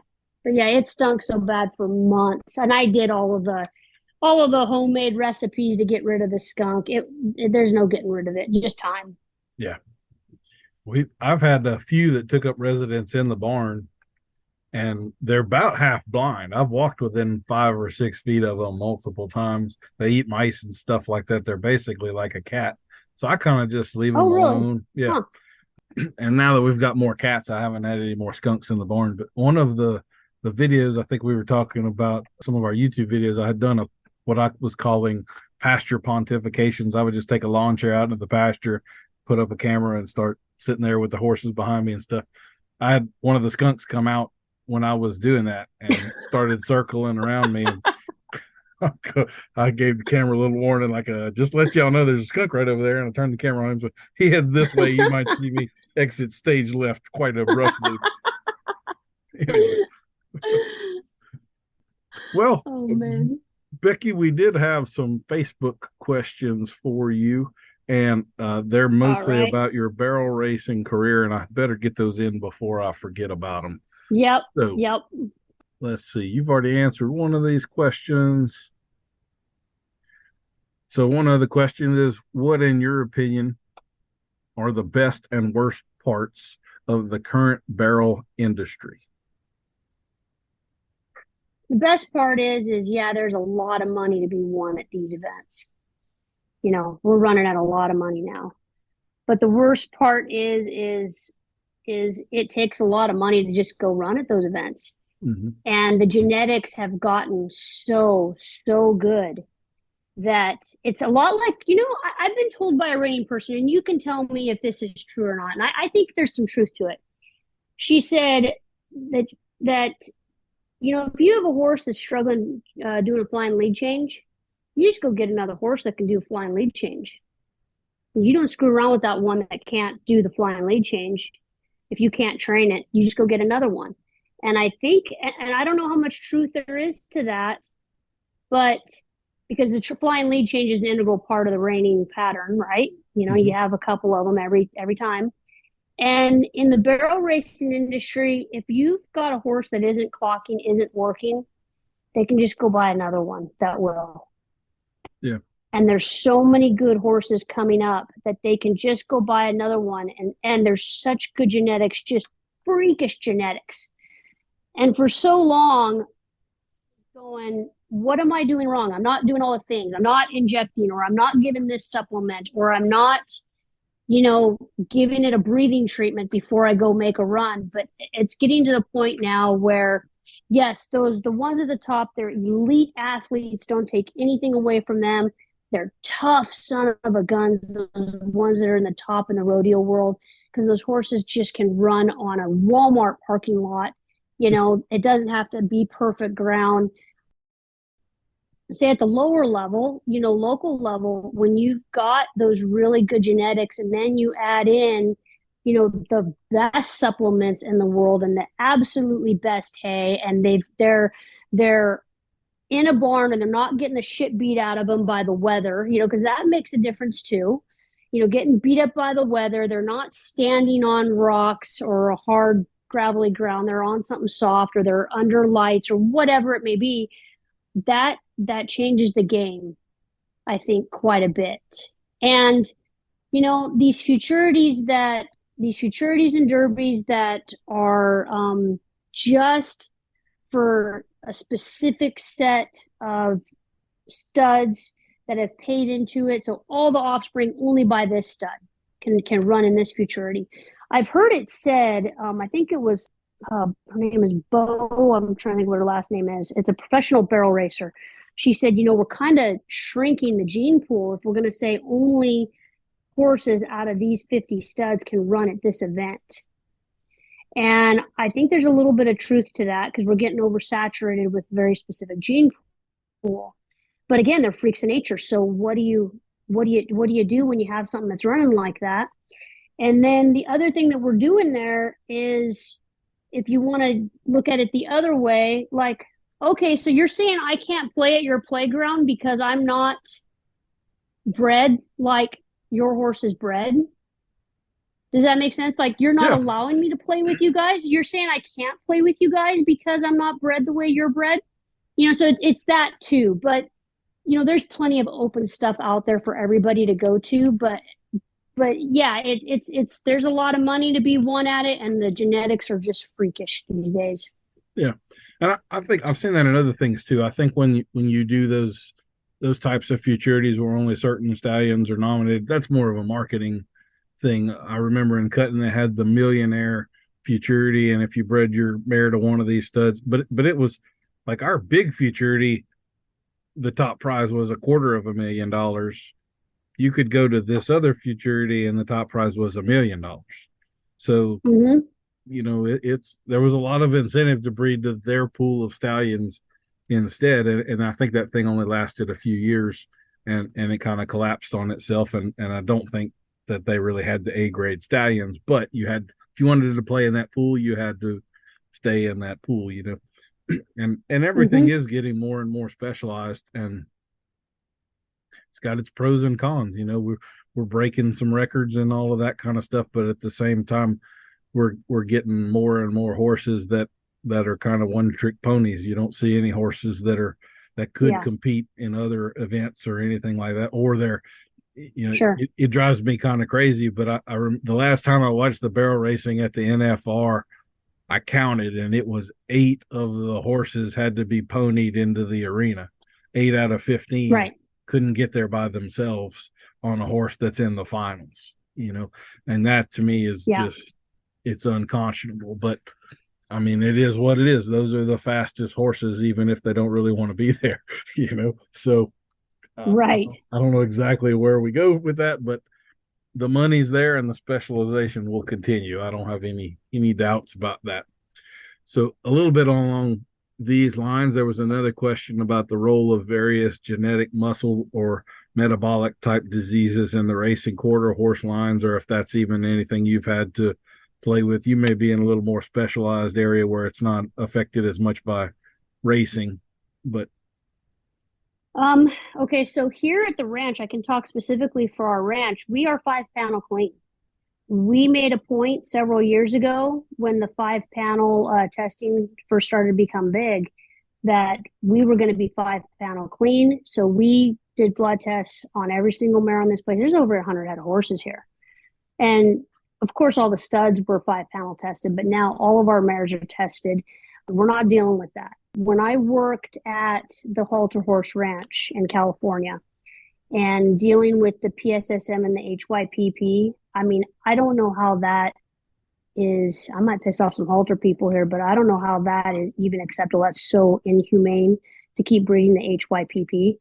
It's watching a horse having an episode and trying to help a horse work through an episode. It is one of the most horrific things you'll ever see. You can't unsee that when it happens really bad. And then have trainers come pick out horses that they were going to take and go on with, and they say, oh yeah, I preferred it to be at least one positive, if not double positive, because they're easier to fit. And you're like, how is that humane for that animal?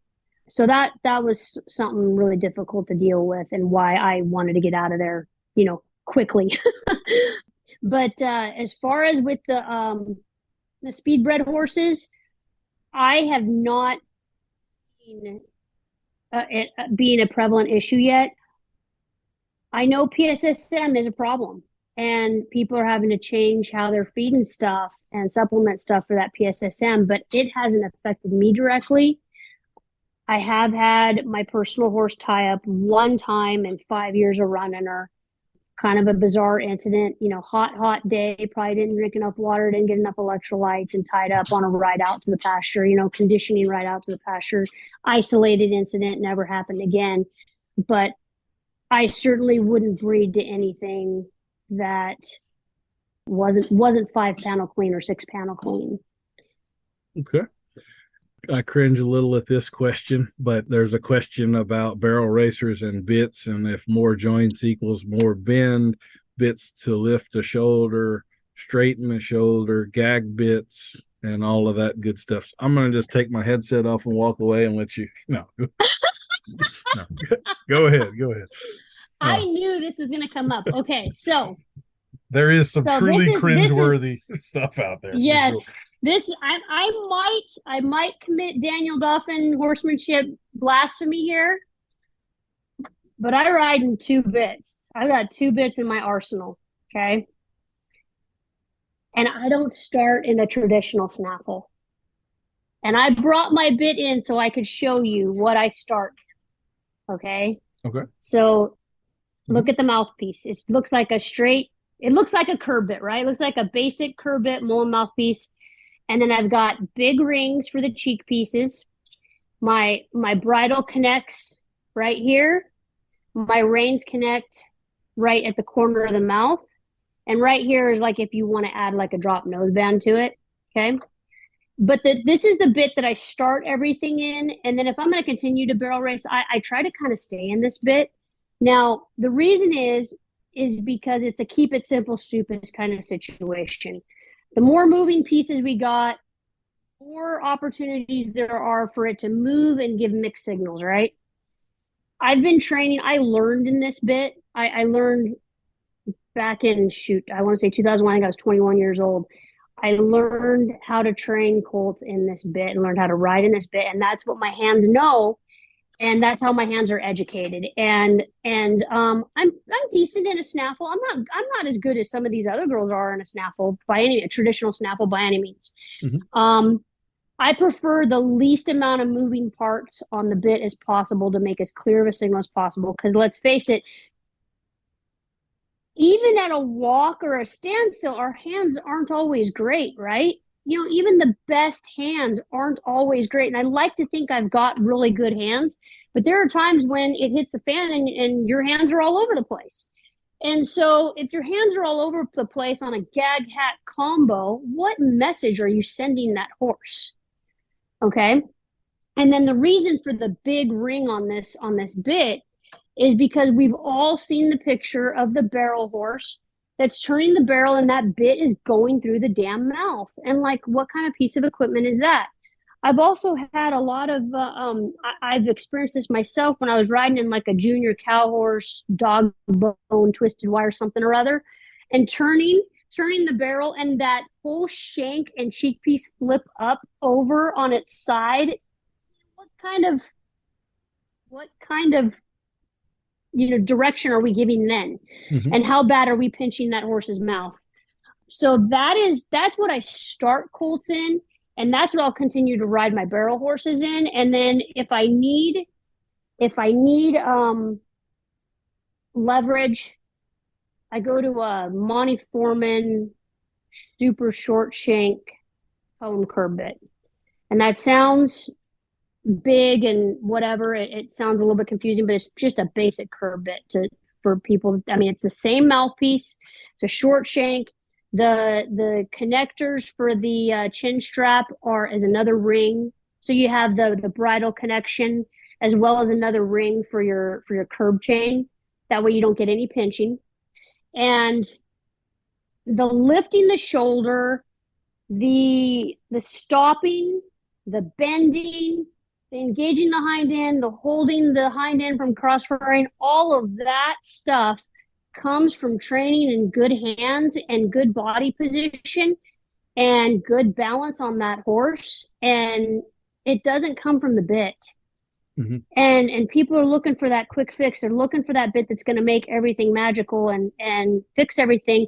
But if your horse can't hold its lead and crossfires through the turn, just like you said, that, our starfish glitter is going to help your horse from crossfiring through the turn. If you can't keep your horse from crossfiring through the turn, there's no bit that's going to keep it from crossfiring through the turn. If your legs are out here starfishing, coming out of the turn, you're not supporting that horse's body with your legs. And you're not in the right position to help that horse in the turn. And that's the most frustrating thing to me when I see people not taking responsibility for their lack of horsemanship skills when they don't have a good run or they have a mess up or a knocked barrel. They don't understand that it's lack of balance, lack of body control, lack of physical fitness on their part and their horse's part, because they won't take responsibility for their own health. They think that it's all about giving their horse the latest, greatest supplement, but yet they eat like shit. They drink Red Bull all the time. They have horrible relationships. They're surrounded by crappy people that are not supportive. And, they're on to the next guy every couple of weeks or whatever, and they have no physical fitness. They don't have any core strength. and they're not willing to do the discipline that it takes that's required. We expect so much out of our horses. And this goes for colts too, 2-year-old colts. We expect so much out of those horses. They deserve us to have discipline in ourselves and work to support them in our horsemanship and our level of education as well as theirs. And there isn't any bit on the market that's going to change your eating habits, because it all works together. It's all together. The things that you think every day, the things that you write down, the relationships that you talk to, the people you talk to, the quality of the equipment that you're using, the circle you run in, it all matters. And what you're listening to, what you're putting in your head, it all matters. And then on top of that, you have horsemanship and keeping your horse healthy, taking your horse to the chiropractor, having a damn good shoer that's doing a good job on your horse's feet for you. That's all part of it too. But if you can't get the correct freaking diagonal when you're post trotting in the arena, I wouldn't expect the bit to lift that shoulder up when you're turning the second barrel and you're going to hit it. So. All right. Is that what you expected? That was fun to watch, though, I have to say. I feel like you just had a little cathartic moment, and so that's good for everyone. Oh, and the bit that you're starting with, for those that can't see, it was just a ported solid mouthpiece, what would be in a typical grazing bit or something like that. And the only thing I would say about that is that's going to tend to not be a super lateral mouthpiece, but it will have tongue relief. Yep. And you're saying you're taking your colts, you start them in a round pen, you leave, and you're doing big straight lines and 2-mile pastures and stuff like that. That you're not bending them around a whole lot and tons of little bitty circles. You also had brought up your emergency stop, which I guess would be a good thing to get into right now. So I wouldn't have any trouble riding that bit myself. I would say that would probably be something a novice might have some trouble with, because it's not going to help them on the lateral. But once you understand the lateral and you can help the horse out, then 30 minutes later, that's going to be the same thing as anything else, right? So, okay. Why don't we get into your emergency stop? Yeah, and it depends on the horse, on the lateral too, because you don't get a lot of lateral on a Hancock Blue Valentine horse. Yeah. You don't get a lot of lateral at first.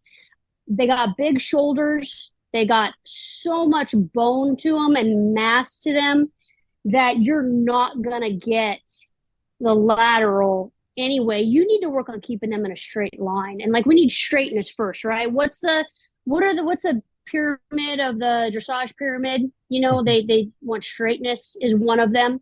So we need straightness in our horses first. And then as I put the basic handle on them, then I start to get my lateral stuff. And in my first rides, I always walk, trot, lope on a first ride. I get turn on the forehand, and I get a backup, and then I usually play with my rope on a very first ride. And I say that my turn on the forehand, that lateral maneuver is the ground foundation to all of my other maneuvers that I do.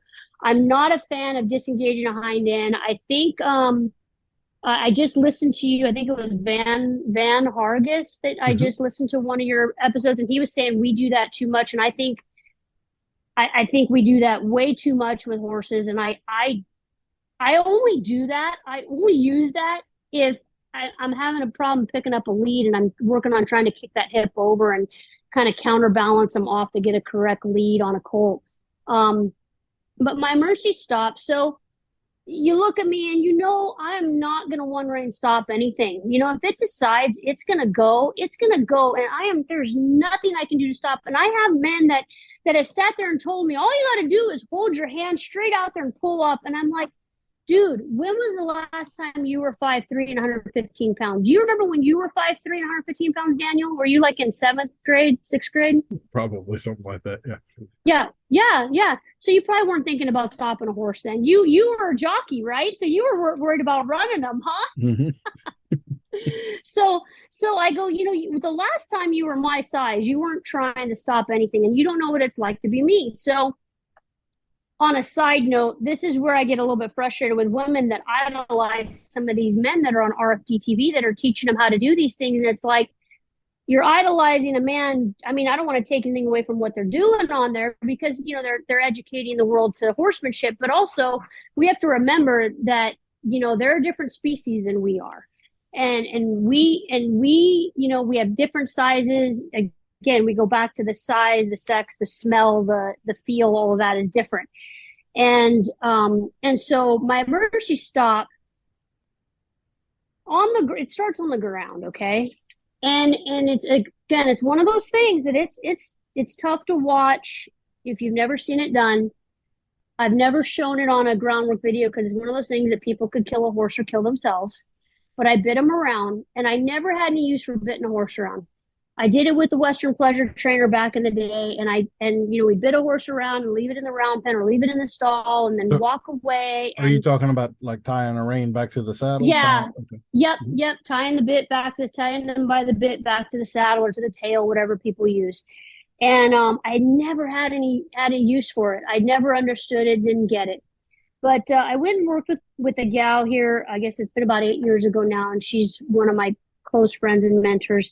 And she showed me how to tie the head around and flag them and keep them moving. So I flag them and keep them moving. And this is where we go way above threshold. We get them upset, and we can flip them over if we're not careful. But we see what happens when we connect that rein to the bit and pull their head around.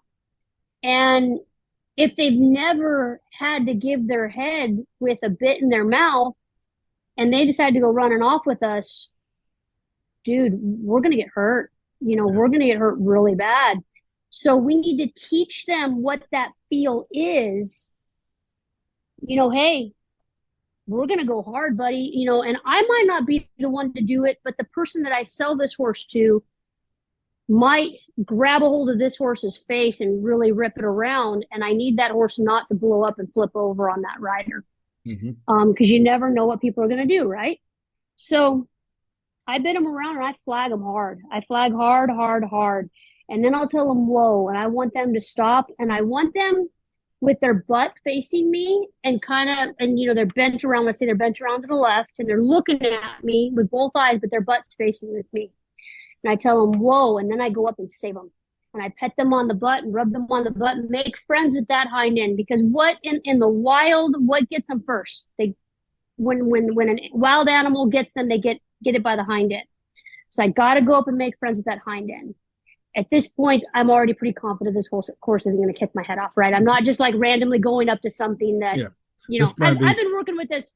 I've been working with this sucker for a while now. So I go up and I release the pressure on that rein. And I usually do it 2 times each direction, but I save him. I'm the person that saves him. I rub and pet all over, and I'm the good guy. And I approach hard.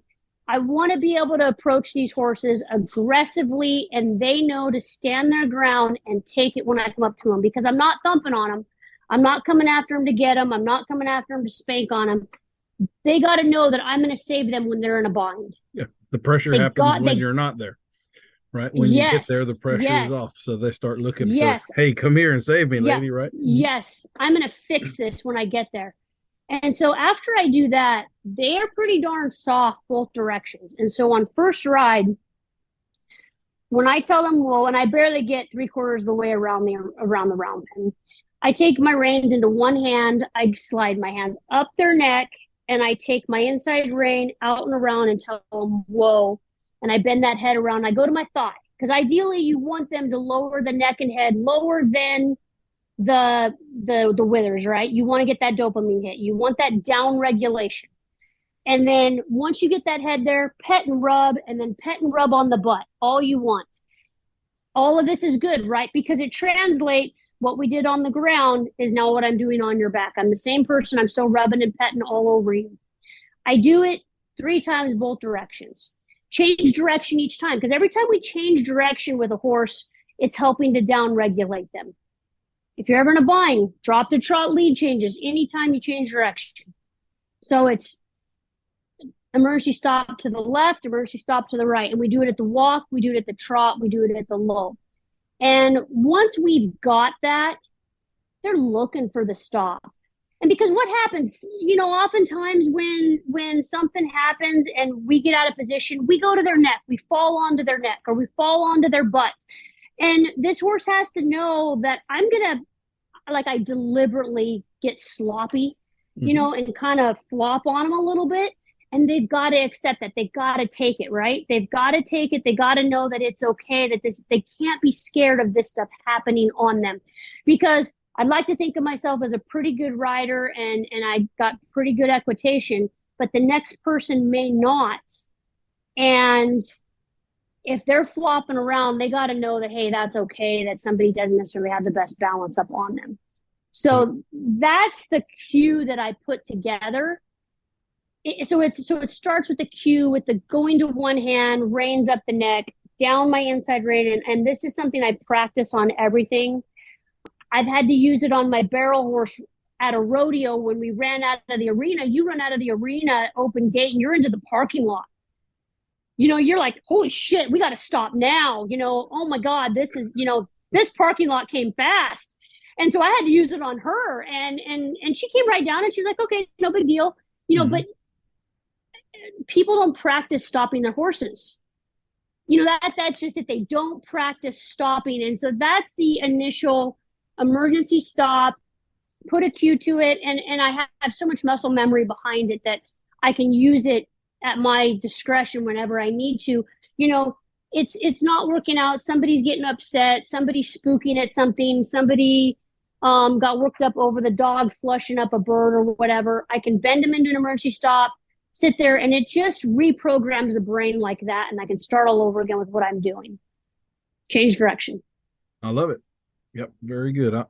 I can definitely tell that you have started a lot of colts, and you have learned a lot of things. I can't. There's not a thing in here I would disagree with.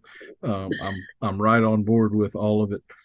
I too agree that it is another of my pet peeves, and I don't think I've ever mentioned this one before, but the equitation crowd. I think that whole prim and proper way of riding is great, but it is for finishing horses. If you are starting colts and you try to do that, you are doing a disservice, and you're setting things up poorly. I think exactly like I said, you need to flop around on them. You need to get out of position. One of the advantages of being a decent sized guy like I am is if I have a horse that is having a hard time taking one lead or the other, I just lean that way, and he's got to come with me or fall down. I can get him in that lead, I promise you, because we're going to fall down or he's going to have to take it, one of the two, right? But I'm going to be way outside of these parameters of proper equitation. But then you just you get it smaller and smaller and smaller, and then they get a really, really good tight feel. But like you say, if you put some kid on that horse later on or whatever, and they do something silly, that should not be the first time that horse has ever looked up and seen someone in that spot, right? That should happen from the beginning and when they're getting comfortable. So, or just snatching at their face, like that's the spook that happens. And what do you first thing you do? You grab at the reins. And we all are guilty of doing this. Like, my dogs are always doing something to spook those horses when I'm riding them out. And I deliberately ride out with dogs because they got to get used to it. And this colt will spook, and I grab at the reins, or fumbling around, and they got to know that that's okay. That's no big deal. Mm-hmm. I think quick hands is probably one. If we could just eliminate quick hands, that would probably solve 90% of the horse problems out there. I'm trying to popularize this saying that you can pull hard slowly and you're not going to scare a horse or do any damage to the relationship, but you can pull lightly quickly and scare the hell out of them. And so there's your emergency stop, to me, boiled down in short order. All right, I hope you're going to laugh at this one. Why do barrel racers do flying Chinese splits in the air and chicken wings slam their legs into the ribs of the horse after the third barrel? I think we've kind of already talked. I don't know. I don't know what. I don't know. I can tell you a couple things. First of all, their equipment is crap. Okay, the equipment is bad. It's getting better. It's getting a lot better. Saddle makers are doing a better job of fitting saddles to these horses. The seats are getting better for these riders, but we're not putting any material in these saddles to help with the impact protection, because there's a lot of impact going on. And I pop out of the saddle every once in a while. I'm not gonna lie. I'm riding a 16 hand gelding now, and he's a monster. He is so big and strong. He pops me out. I have to work really hard to be strong enough to ride him. But like I said, I work really hard at it. There's kettlebell, there's core work, there's jogging, there's some exercise and some conditioning work on my end going on to strengthen my own body to be able to ride this sucker. I think they're lacking the body control, and nobody has held them responsible for their poor horsemanship. And when the person who is winning a bunch is doing it, that makes it okay. And what they don't realize is the person that's winning a bunch has the genetics to go and win on. And they've won before. I think this is another thing that's super important is they're winning in spite of it, not because of it. Yeah. That once you've won and you know what winning feels like, you can win again. And as far as colt starting goes, I've won several of those little Colt Futurities. And I just know how to get that colt ready for that futurity. What his curriculum has to look like, what he should be doing at what time, how he should be riding, how his lead change should feel, how his stop should feel, what it starts to feel like if he's getting tired and he's getting, I'm burning him out, and when I need to back off of him and go back again. I think those gals that are winning, especially the ones that are winning on multiple horses, you have the one-hit wonders that win on the same horse all the time, but then you have other girls that are winning on multiple horses. And I think they know what winning feels like, and they know how to make one that wins. Not only do they have the genetics, they have the financial backing, but they know what that feels like, and they know what it takes to be a champion. I don't think they're eating Cheetos and drinking Mountain Dew going down the road. I agree. I think this lady's question basically boils down to, do you think that the NBHA is going to ever do any sorts of rules discouraging this sort of stuff? Which I would have mixed feelings on, to be honest. But yeah, I haven't sniffed any wins along those routes. I don't think it's on the radar at all. So no, they would just, the only thing is with equipment that's abusive, and really, I mean, my bit could be abusive if I used it improperly, right? Yeah. So anything could be abusive.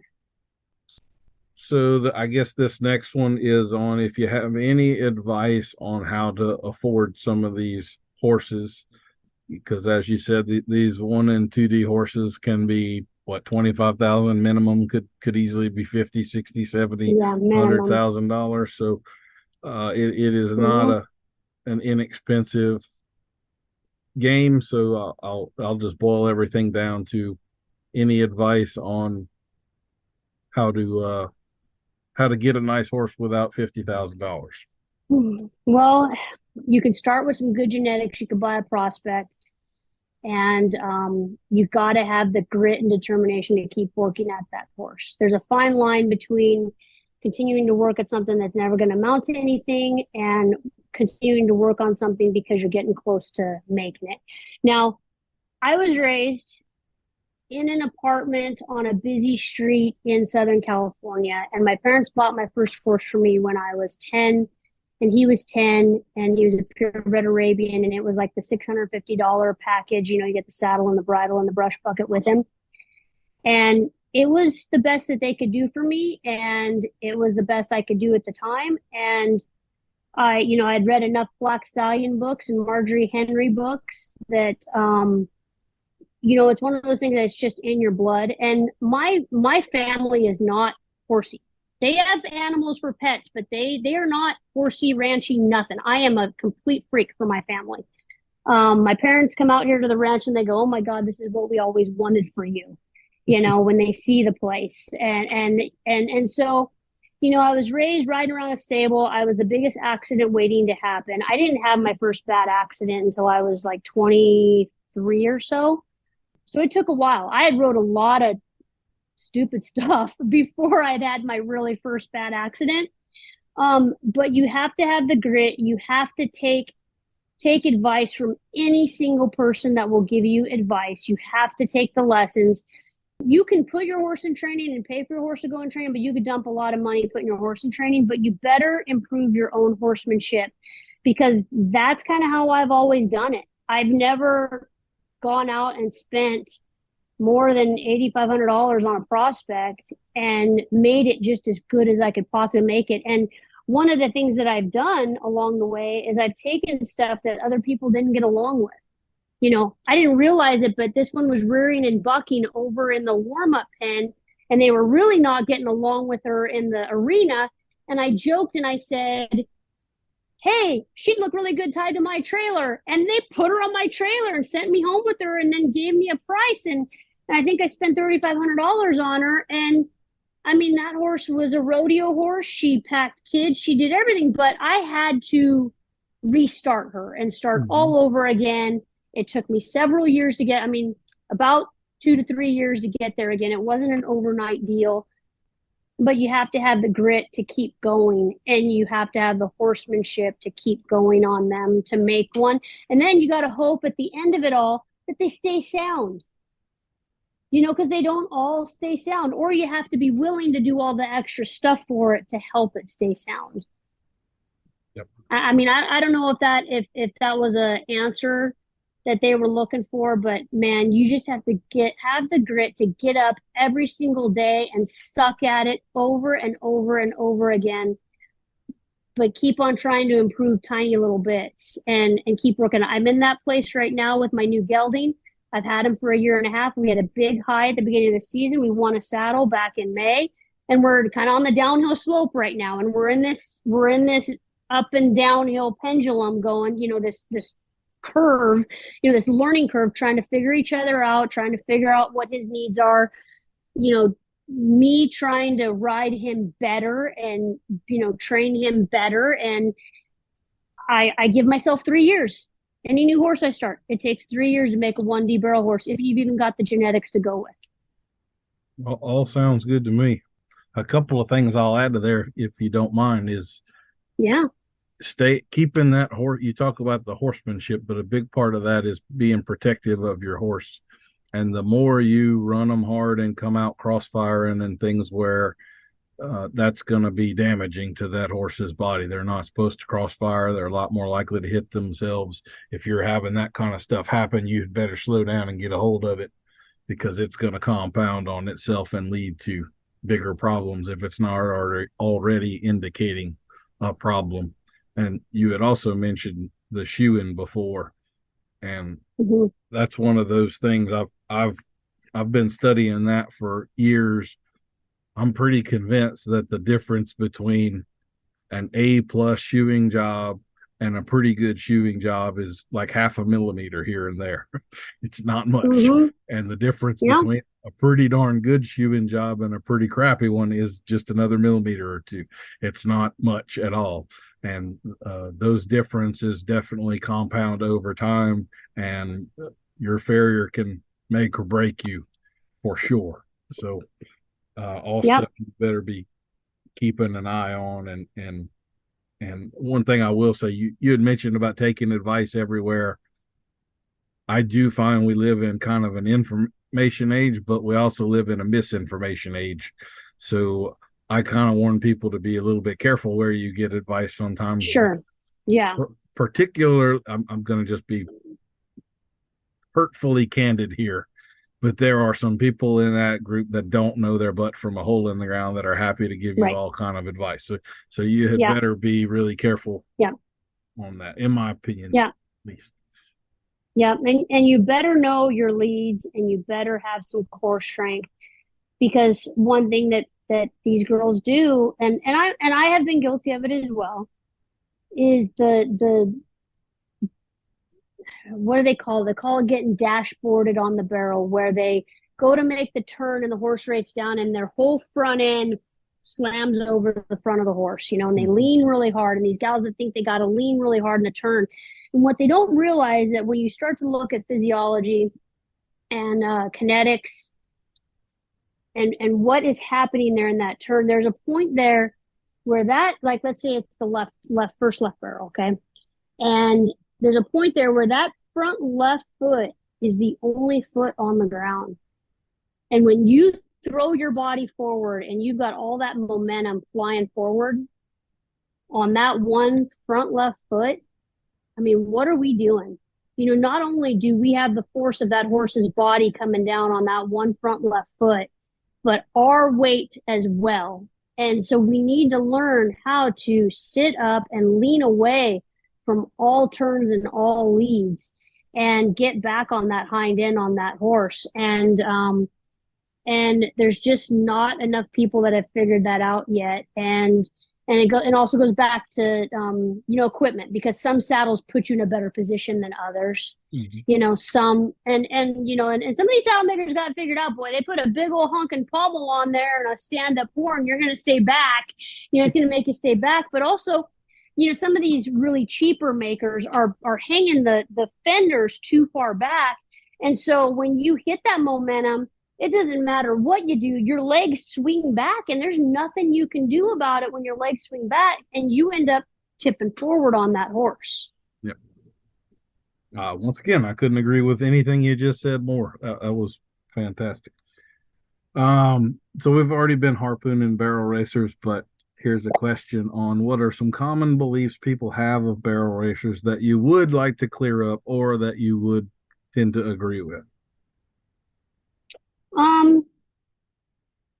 Well, I think they might say that we don't care about our horses, or we're just sticking needles into our horses or supplements or whatever. And I think we probably care about our horses too much. We really do care about our horses. We want them. We want the best for them, right? We really do. We just maybe don't know how, don't know what the best route is. And because when we open up the Barrel Horse News magazine, the first thing we get hit with is a supplement. The next thing we get hit with is use these leg wraps, put these neoprene leg wraps on your horse while he's riding in the trailer in 100 degrees. That sounds like a great plan. Doesn't that sound good to you? Absolutely. I want to be wrapped up in neoprene in 100 degrees. But make sure he's dehydrated before we even start. Right. I think that's one of the things. I think they do really want the best for their horse, genuinely want the best. They just don't know how. And they're getting all of this marketing shoved down their throat, and there's just so much to choose from. That's part of it. I think that's probably the biggest misconception. I know my personal horses aren't meatheads. I'm adamant. When one of my very first horses, I thought because I could ride the horse that was walking into the arena on the hind two legs, and being an idiot walking in, I thought because I could ride that made me a better horseman. And in reality, it made me a poor horseman because I didn't know how to keep my horse from doing that. And so I've always worked really, really hard at preventing gait problems, sour issues, horses that ran past the barrel, turned before the barrel, all of those things. General acting like a barrel horse things. And my newest horse, he's bred a little bit hotter, and so he's been a little bit tougher to get through that. And I'm trying to explain to JD, what he does at the barrel race, because JD doesn't go with me to any of these. And he goes, so you mean to tell me he's acting like a barrel horse? And I'm like, yes, exactly. Nailed it. and it's totally acceptable to him. But meanwhile, I'll come home and I'll help JD move bulls on this horse. And he's totally fine to go out and help move bulls from one pasture to the next. So, I think that's probably the care is the biggest misconception. And trying to weed out what piece of equipment is good and what's bad, and they charge so much money for this stuff. And you just go, you think you're doing right when you see orthopedic and supportive and protective. And really, it's just marketing. Yeah. It's just marketing. Yep, y'all have some sure enough predators in the marketing seas of the barrel horse world. Some of the bits and things and all is, I mean, yeah, for sure. You're going to have to look far and wide to find the good stuff, because it's sure not put in front of your face for the most part. One thing I'll say, I'm really happy to see that. And the next question is about what you have seen change in the barrel horse world over the last 20 years. To me, it seems like 10 years ago, if I go to a barrel race, I'm expecting to see a tie down on 90% of the horses. And now it seems like I hardly ever see one, Mhm. which I think is a major change. And I don't know how they didn't have more horses go down with a tie down on and them not able to really balance themselves correctly or cripple themselves just for the same reason. So that's one thing I've seen that I think is definitely moving in a positive direction. What other changes do you think you've seen in the last throughout your career? Well, we're getting better horsemanship. We are getting the better horsemen are rising to the top. They really are, especially in the futurity world. My God, those girls are some of the best riders, best jockeys, best trainers on the planet. Now, granted, they get to pick what they ride. They're getting, and it's no different than me. I get 10 colts in and I get to say, I don't want to ride those five. No, those five don't really want to get along. I'm not going to screw with those five. I'm going to work on these five. Those girls, they'll pile 2 trailer loads in the wintertime and they'll go to Texas or Arizona, from up in this area, or they'll come up from Texas to this area, or they go to Montana or whatnot. And their horsemanship is so good. They're getting the best genetics on the planet to ride, but their horsemanship has gotten so much better. And the horses are lasting longer. So, better care and more, it used to be that if you had something break or whatever on them, they were done. And now we can take a little bone chip. I just had this last week last Tuesday. I took a horse I had a 3-year-old and he's a ranch gelding that he popped a little OCD lesion off his hock. And I don't know how long we've been doing this for, but I was able to go in and just have it scraped off. And they sent me home same day. They're like, well, he's awake enough. You can just load him back on the trailer and take him home. I'd never done that before. And it really wasn't that expensive of a surgery either. It was like, I don't know, $1,300 or something like that. And back in the day, you thought it was thousands of dollars and the horse didn't have a future. And they're like, oh yeah, he's going to be fine. He'll be able to go right back to work, give him a few months. And so I think we're seeing horses that are able to able to have surgery and come back from surgery and go right back to work. So lots of lots of science coming, that's made a lot of progress in keeping horses going. Mm-hmm.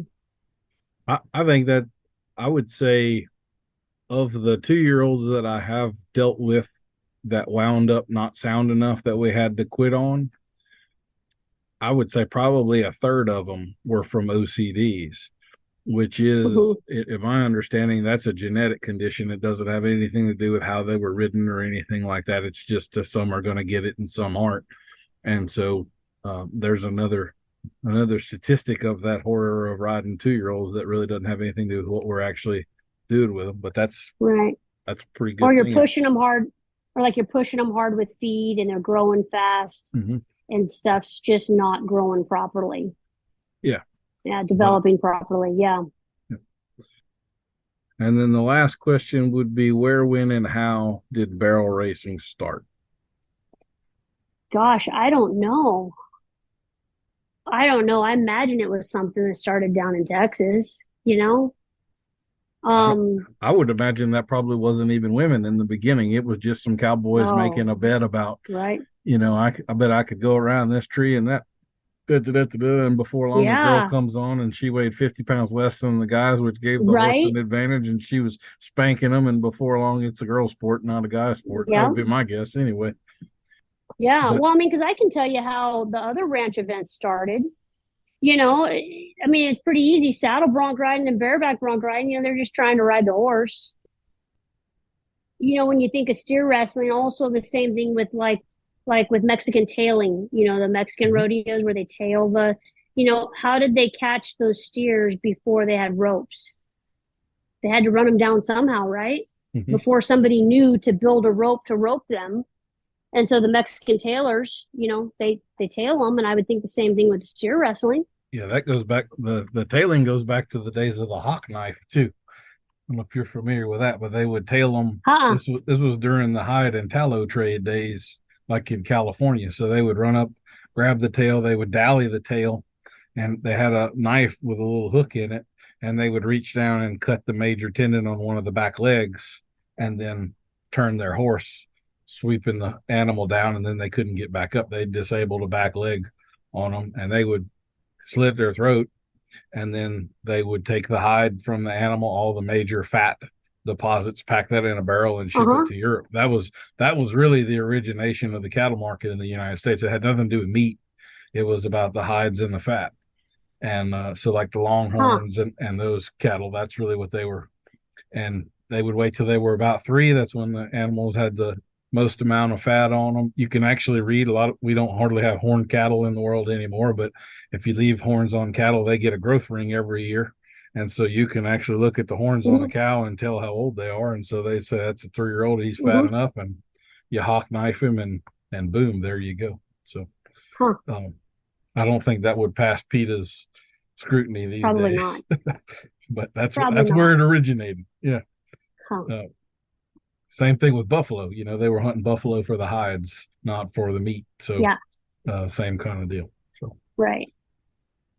why don't you tell us? We had talked a little bit about some of the ranch business that y'all have going on. You've got this sale that y'all are doing each year. Why don't you tell us a little bit about that? Okay. The last 4 years, we've been putting on a production sale, and we have 3 other partners. We drive down to Missouri with our colts and sell our horses down there. We run roughly 60, 70 horses through the sale. Allowing Ranch takes about 30 head, 25 to 30 head, depending on who we decide to keep and who goes. We always have to keep replacements back every year, and we also have to keep riders back for me. And part of my starting colt is we pick out stuff for me to start that we're going to offer in the production sale, and it's usually something pretty darn good. I mean, we hold the best stuff back for this. It's something that, granted they're 2, 3, 4 years old, but I have vetted them very well. We make sure that they're going to get along with anybody. We make sure first and foremost, they got to have the disposition. They got to be pretty. They got to have the color. They got to have the bone structure. And, a nice pedigree is always nice. But we expose them to everything on the ranch we can. I usually haul them with me to rodeos and barrel races. So they're getting the whole barrel racing experience too, as well. So nothing like riding a colt in a warm-up arena with a bunch of barrel racers. So I take usually 1 or 2 riders down with me to offer. And I've tried to expose them, like I said, to everything on the ranch. They've been branded on. They've tracked the cows in the pasture. The dogs, they ride out with the dogs. They've ridden with the tractor, the 4-wheeler, the side-by-side. Anything that I've ponied off of them, just anything that I could possibly do to get them prepared to go on to the next person. And like you can't say that they're quote unquote a finished horse, so to speak, because they're 2, 3, and 4 years old. And but I really, really tried pretty darn hard to get them as broken trained as I possibly can for where they're at in their life. And generally, people are calling me, visiting with me about, what we have to offer. And I can kind of let them know if this horse is going to work for them or not. And like I've told you before when we visited, that if I am not confident that I could send this horse 1,500 miles away and know that it's going to work for anybody, it doesn't go, because it's no good for that horse. It's no good for the person that buys it. It's no good for the ranch if that horse doesn't get along and work for that person. And so far, we've had horses go off to be mounted shooting horses. They've gone off to be, what's the new versatility mountain ranch challenge, ranch trail challenge deal? I think they're doing now. They're doing it a lot in Washington, in the northwestern area. They're doing that, and they're roping off of we start out with something really user friendly to begin with.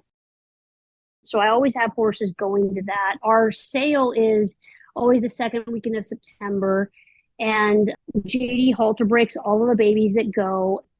2 years ago, he started a new program through the sale where he's offering a kids bid. And when JD was just a pup, he tells a story about one of the first times he ever got to bid on a mare. with his dad, and his dad made him do the bidding and raise his hand in the auction ring. And he was pretty intimidated by, the mature people in the audience that were bidding against him. And he ended up getting the mare bought, and it's one of the foundation mares here at the place. And JD decided he wanted to offer a kid's bid at the horse sale. And kids have to sign up, parents' permission, the whole 9 yards. And he said, I don't care if this colt sells for $50 or $5,000, right? He's like, I just, I want to give kids the opportunity to bid, against other kids. So up to 16 years old. So the very first two so far, they've been super successful. These colts have sold for, I believe, over $5,000. And what we decided to do with that money is put it back into a scholarship fund. And so now every year, on top of offering a kid's bid horse, we're offering a scholarship to the kids that are 17, 18, and 19 years old that are wishing to continue their education, preferably in agriculture. Whether, there's been a lot of agriculture. Obviously, we farm and ranch. But JD's grandma, his stepmom, several family members, they're teachers. And so he wants to promote people that are wanting to either go back to school or go to a trade school and learn a trade, whether they want to learn a trade to, be a mechanic and work on tractors, that's fabulous, right? Because it's going to help all of us get down the road a little bit better, right? So he's trying to promote that. We pick out the kid that wins the scholarship roughly in May. And so we've already got the kid picked out that won the scholarship. We haven't picked out the colt yet for the kids bid this year, but the colt is always something that's, it's gentle. We're not picking out the bronky one that doesn't want to get along for these kids. We pick out something that's pretty darn safe to be around for these kids and for these kids to bid on. And it's so much fun. It is so much fun to watch these little kids bid in the stands. And we had the kid come down, take a picture with the colt in the ring. It's a lot of fun, and it's a nice break in the sale. We just wanted to do something different and offer something different. And then last year, JD's nephew, Levi, he had a friend that passed away from cancer, and it slips my mind right now what cancer he had, but Levi chose to offer one of his colts that's with the Lowing Partnership. He chose to offer one of his colts, the proceeds from that colt, to the family of the friend that he lost to cancer. And, we've all kind of been hit in some way by cancer. And I don't want to say touch, I mean hit. It's not gone are the days that, like, hey, I've got a coworker with a dad that, that has a step kid that, it's not like that anymore. It's like, it's close family members that we know and are dear and close to our hearts that are dealing with cancer. Most recently, my mom passed away to cancer in May, and it was aggressive. It was fast. We did surgery. She never recovered from the surgery. It moved into her lungs, and we lost her in May. I mean, she was diagnosed in January, late January, early February. So we decided we're going to pick a cancer every year. I mean, it doesn't sound pick a cancer, but we're going to support breast cancer awareness this year. And we are promoting our own little fundraiser, Riding for a Reason, 76 days, 76 miles. We started it on July 21st, and we are ending it on October 4th, which would have been my mom's 76th birthday. And then October is Breast Cancer Awareness Month.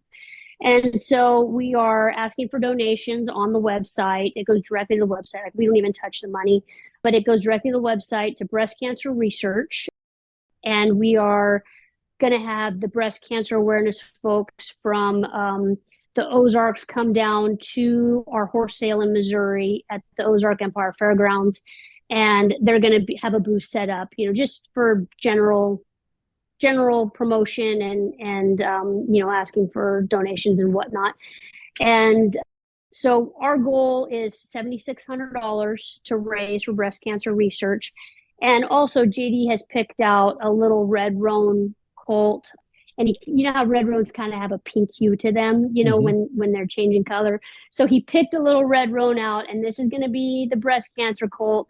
And a percentage of that colt, when it sells, is going to go to a family that's been hit pretty hard with, breast cancer, within their family. So we're trying to support our surrounding communities with our horse sale and give out to others. And so, depending on when this podcast comes out, you can join anytime. And all I've been doing to track my mileage is I just hit that, I got a silly little app on my phone that tracks my mileage, and I just turn it on when I start my ride. And I mean, there's some days where I get 8 miles in, and I mean, between a couple of horses, but I can get, that many miles in.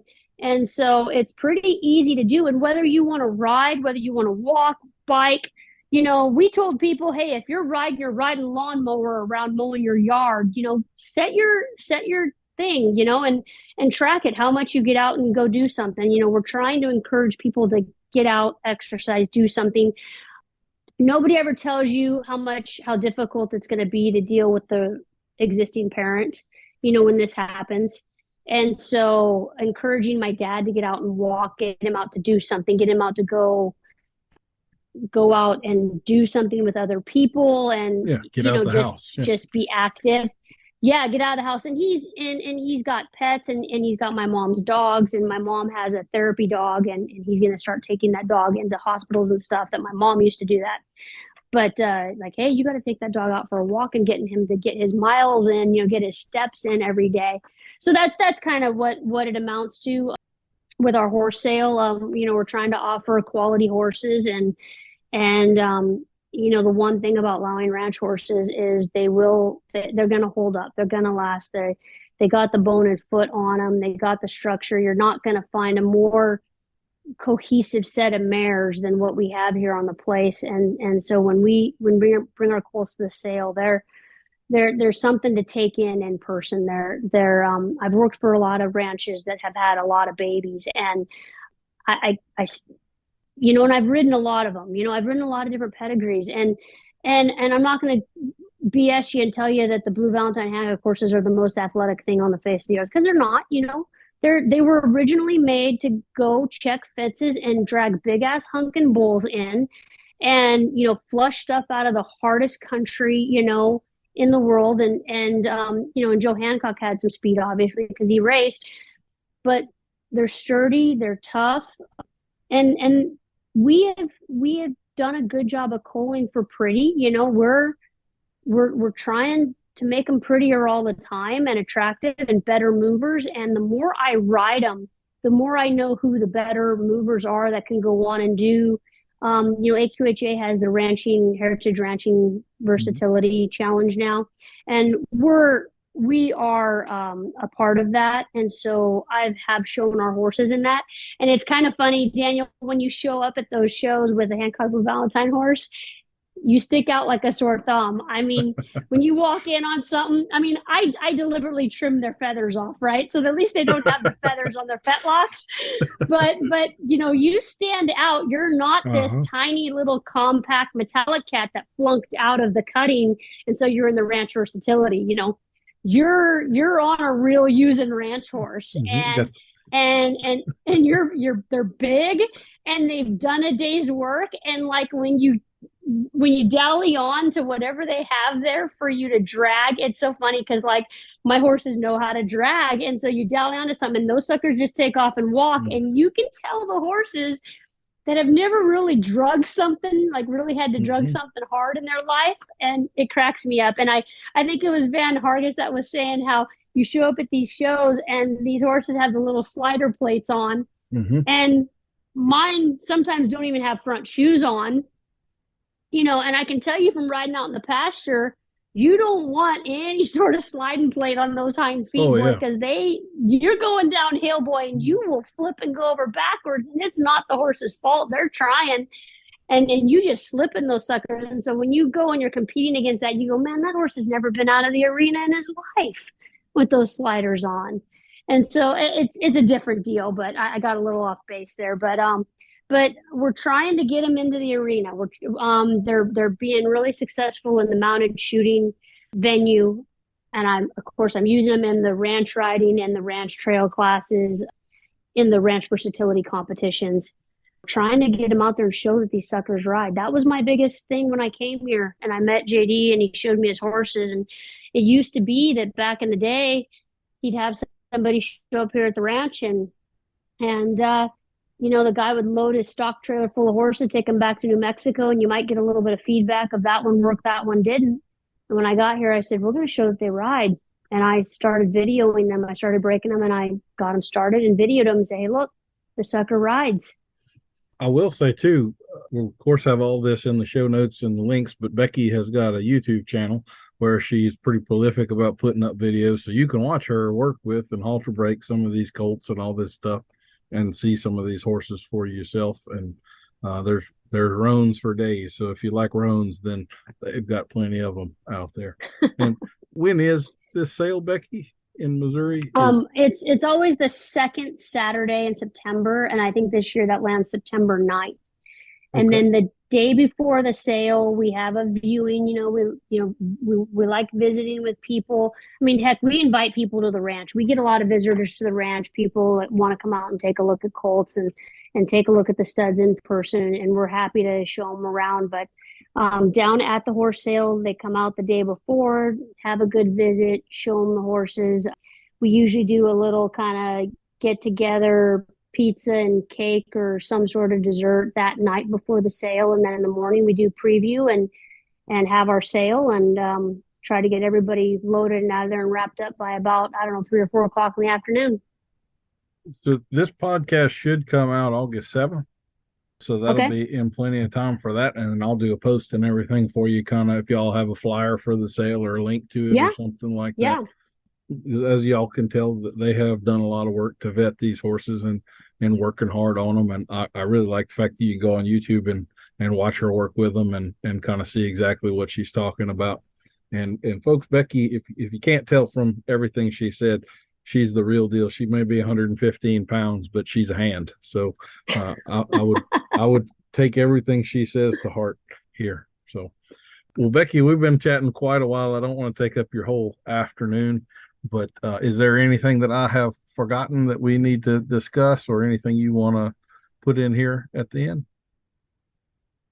Gosh, I don't know if there's anything that I forgot to mention or not.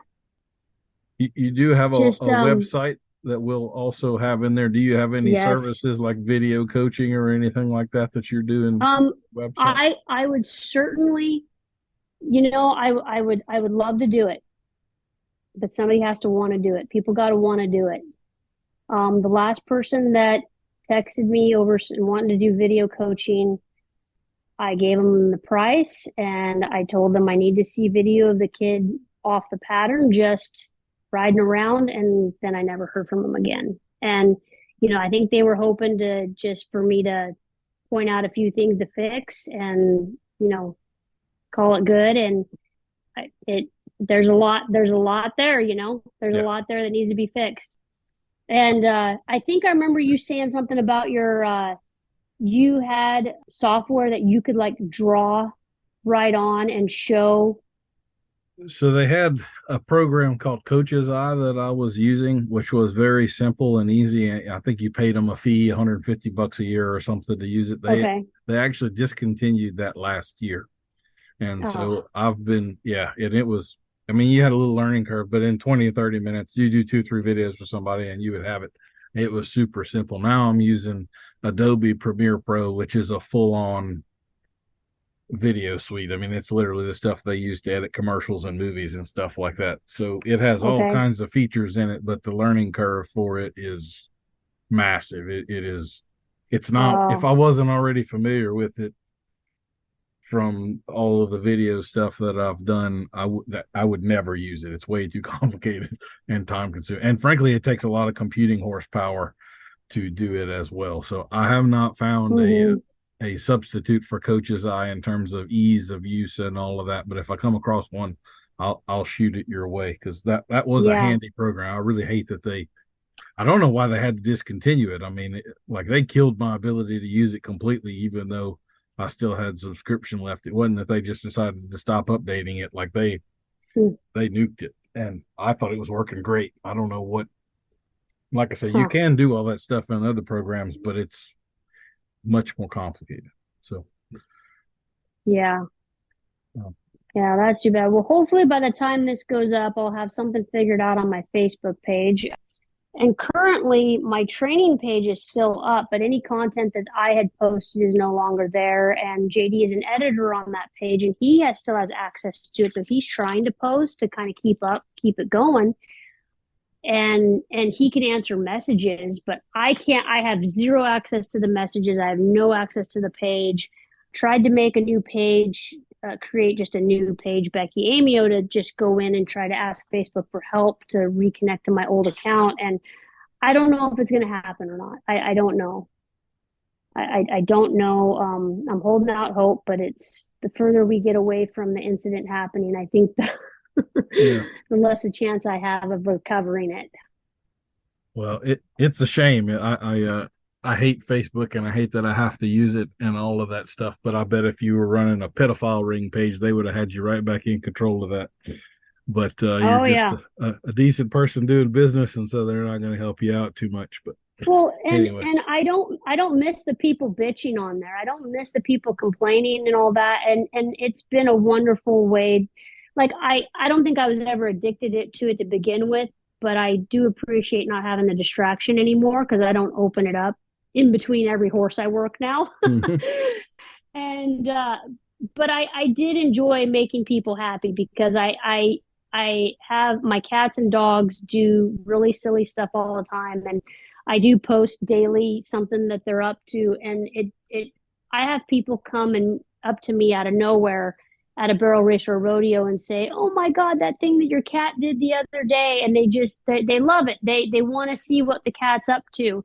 I've got a cat that'll load up in a vehicle or load up on the four-wheeler just like the dogs do, mm-hmm. and he'll ride. He'll ride with you, like I said, the dog that retrieved the skunk, stuff like that, just funny stuff like that entertain the hell out of people. And it's a good distraction from everyday life.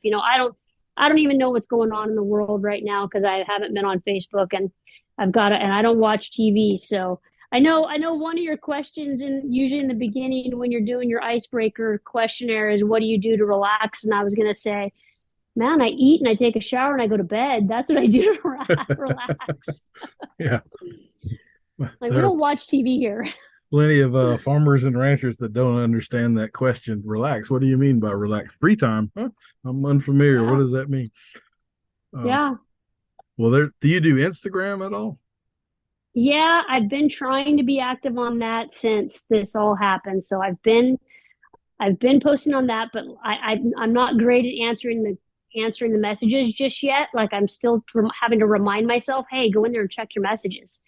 Because you're so programmed to check Messenger on Facebook. You have to reprogram your brain. Well, there's a guy I think you would enjoy, totally off the topic, but I'm looking for him right now, and he's not popping up, but he hunts invasive species animals in Florida. So he's hunting pythons and iguanas and stuff really? like that. And Okay. He's got a Drathar. Are you familiar with those? Yes. So it's like the wired-haired German short-haired pointer. Yep. But That's what JD wants. Yeah. Yeah, they're ferocious. Like the German short-haired pointer is a good family dog. These things look the same, but they kill cats, and I mean they're fighters. And so he's this dog is launching out of the boat to get iguanas and stuff. And I really enjoy his stuff. Okay, so speaking of hunting, I gotta ask you this because I love, what is it? Is it Alligator Hunter? What's that show? Oh, Troy Landry. Swamp People. Swamp People. Yes. That's right. Yes. Is it? If I could, I would love to go down there and just ride around in the boats with them. I don't have to shoot anything. I just want to just be a little mouse in the corner, fly on the wall, and watch it all go down. So that's all very real. Alligator season is the month of September, which, if you watch the show, also corresponds with the highest incidences of hurricanes that we have here.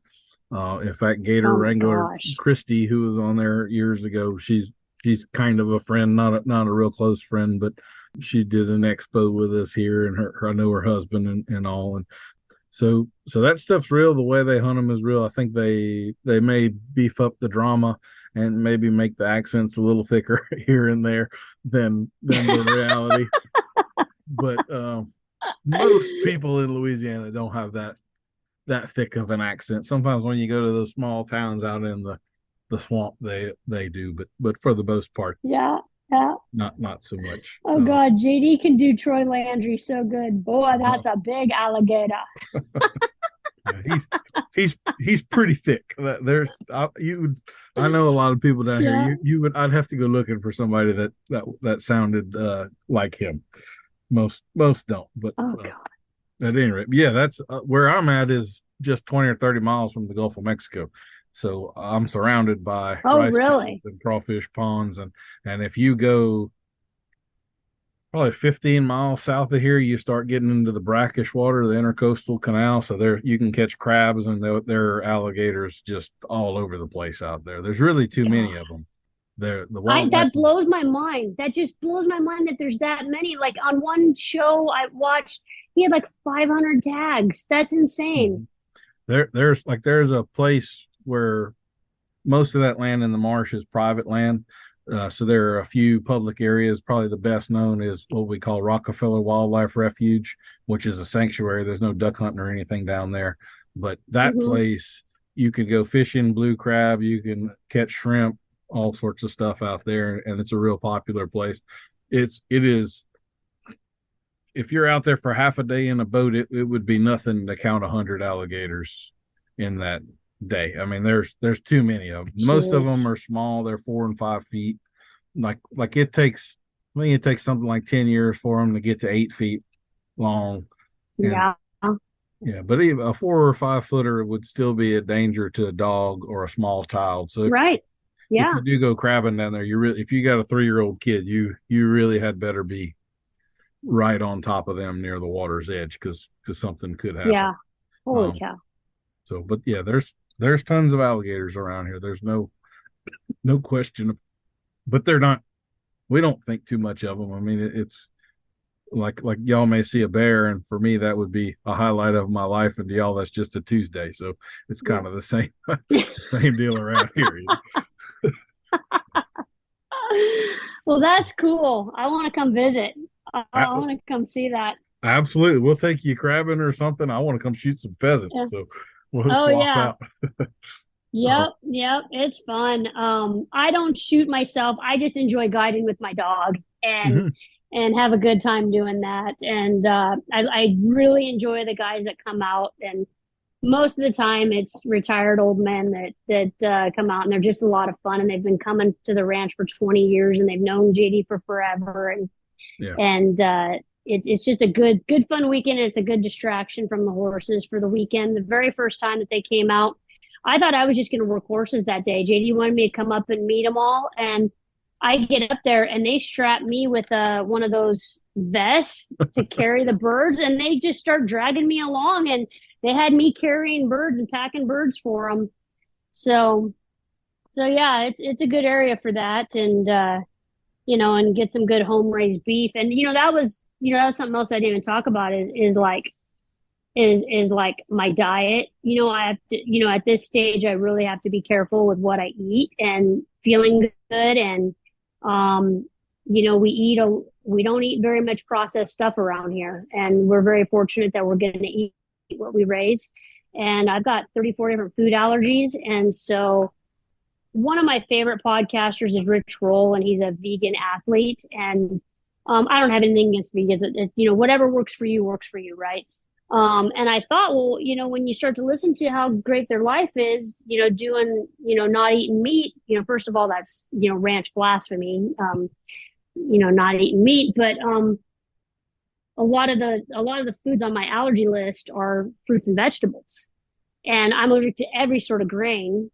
And so I really do the best if I just eat beef, if I just eat beef and chicken. And like sometimes all we have is steak, or sometimes all we have is ground hamburger, or he'll make a hamburgers and I just eat the hamburger, or he'll ground up some hamburger and I put a little salt on it and I eat that. And I feel really, really good. No body aches, no joint problems, no, not waking up and having to take painkillers to get going. And that's something that I've had to adjust to, with age. And because when JD met me, I was living on coffee and Snickers. I'm 35 years old and I'm eating coffee and Snickers. And I had this little wrapper of Snickers in my refrigerator, and he thought it was trash, and it was like the last bite of a Snickers bar. And he's like, "What the hell is this?" And I'm like, "Don't throw that away!" And he couldn't believe it. And so we overhauled my diet pretty good. But and another thing I didn't bring up, and I talk about this on my YouTube channel, is I have a series called Make Good Choices Monday. And I tell you guys stories of all the times that I've done something really stupid and got hurt. So I talk about all the injuries that I've had. And if anything, it's entertaining, but also if somebody can learn from my experience or from what I did, maybe that would help them along the way, because I think we don't realize, seriously how dangerous these animals are and how easily they could kill us. So Yeah, a lot of people don't.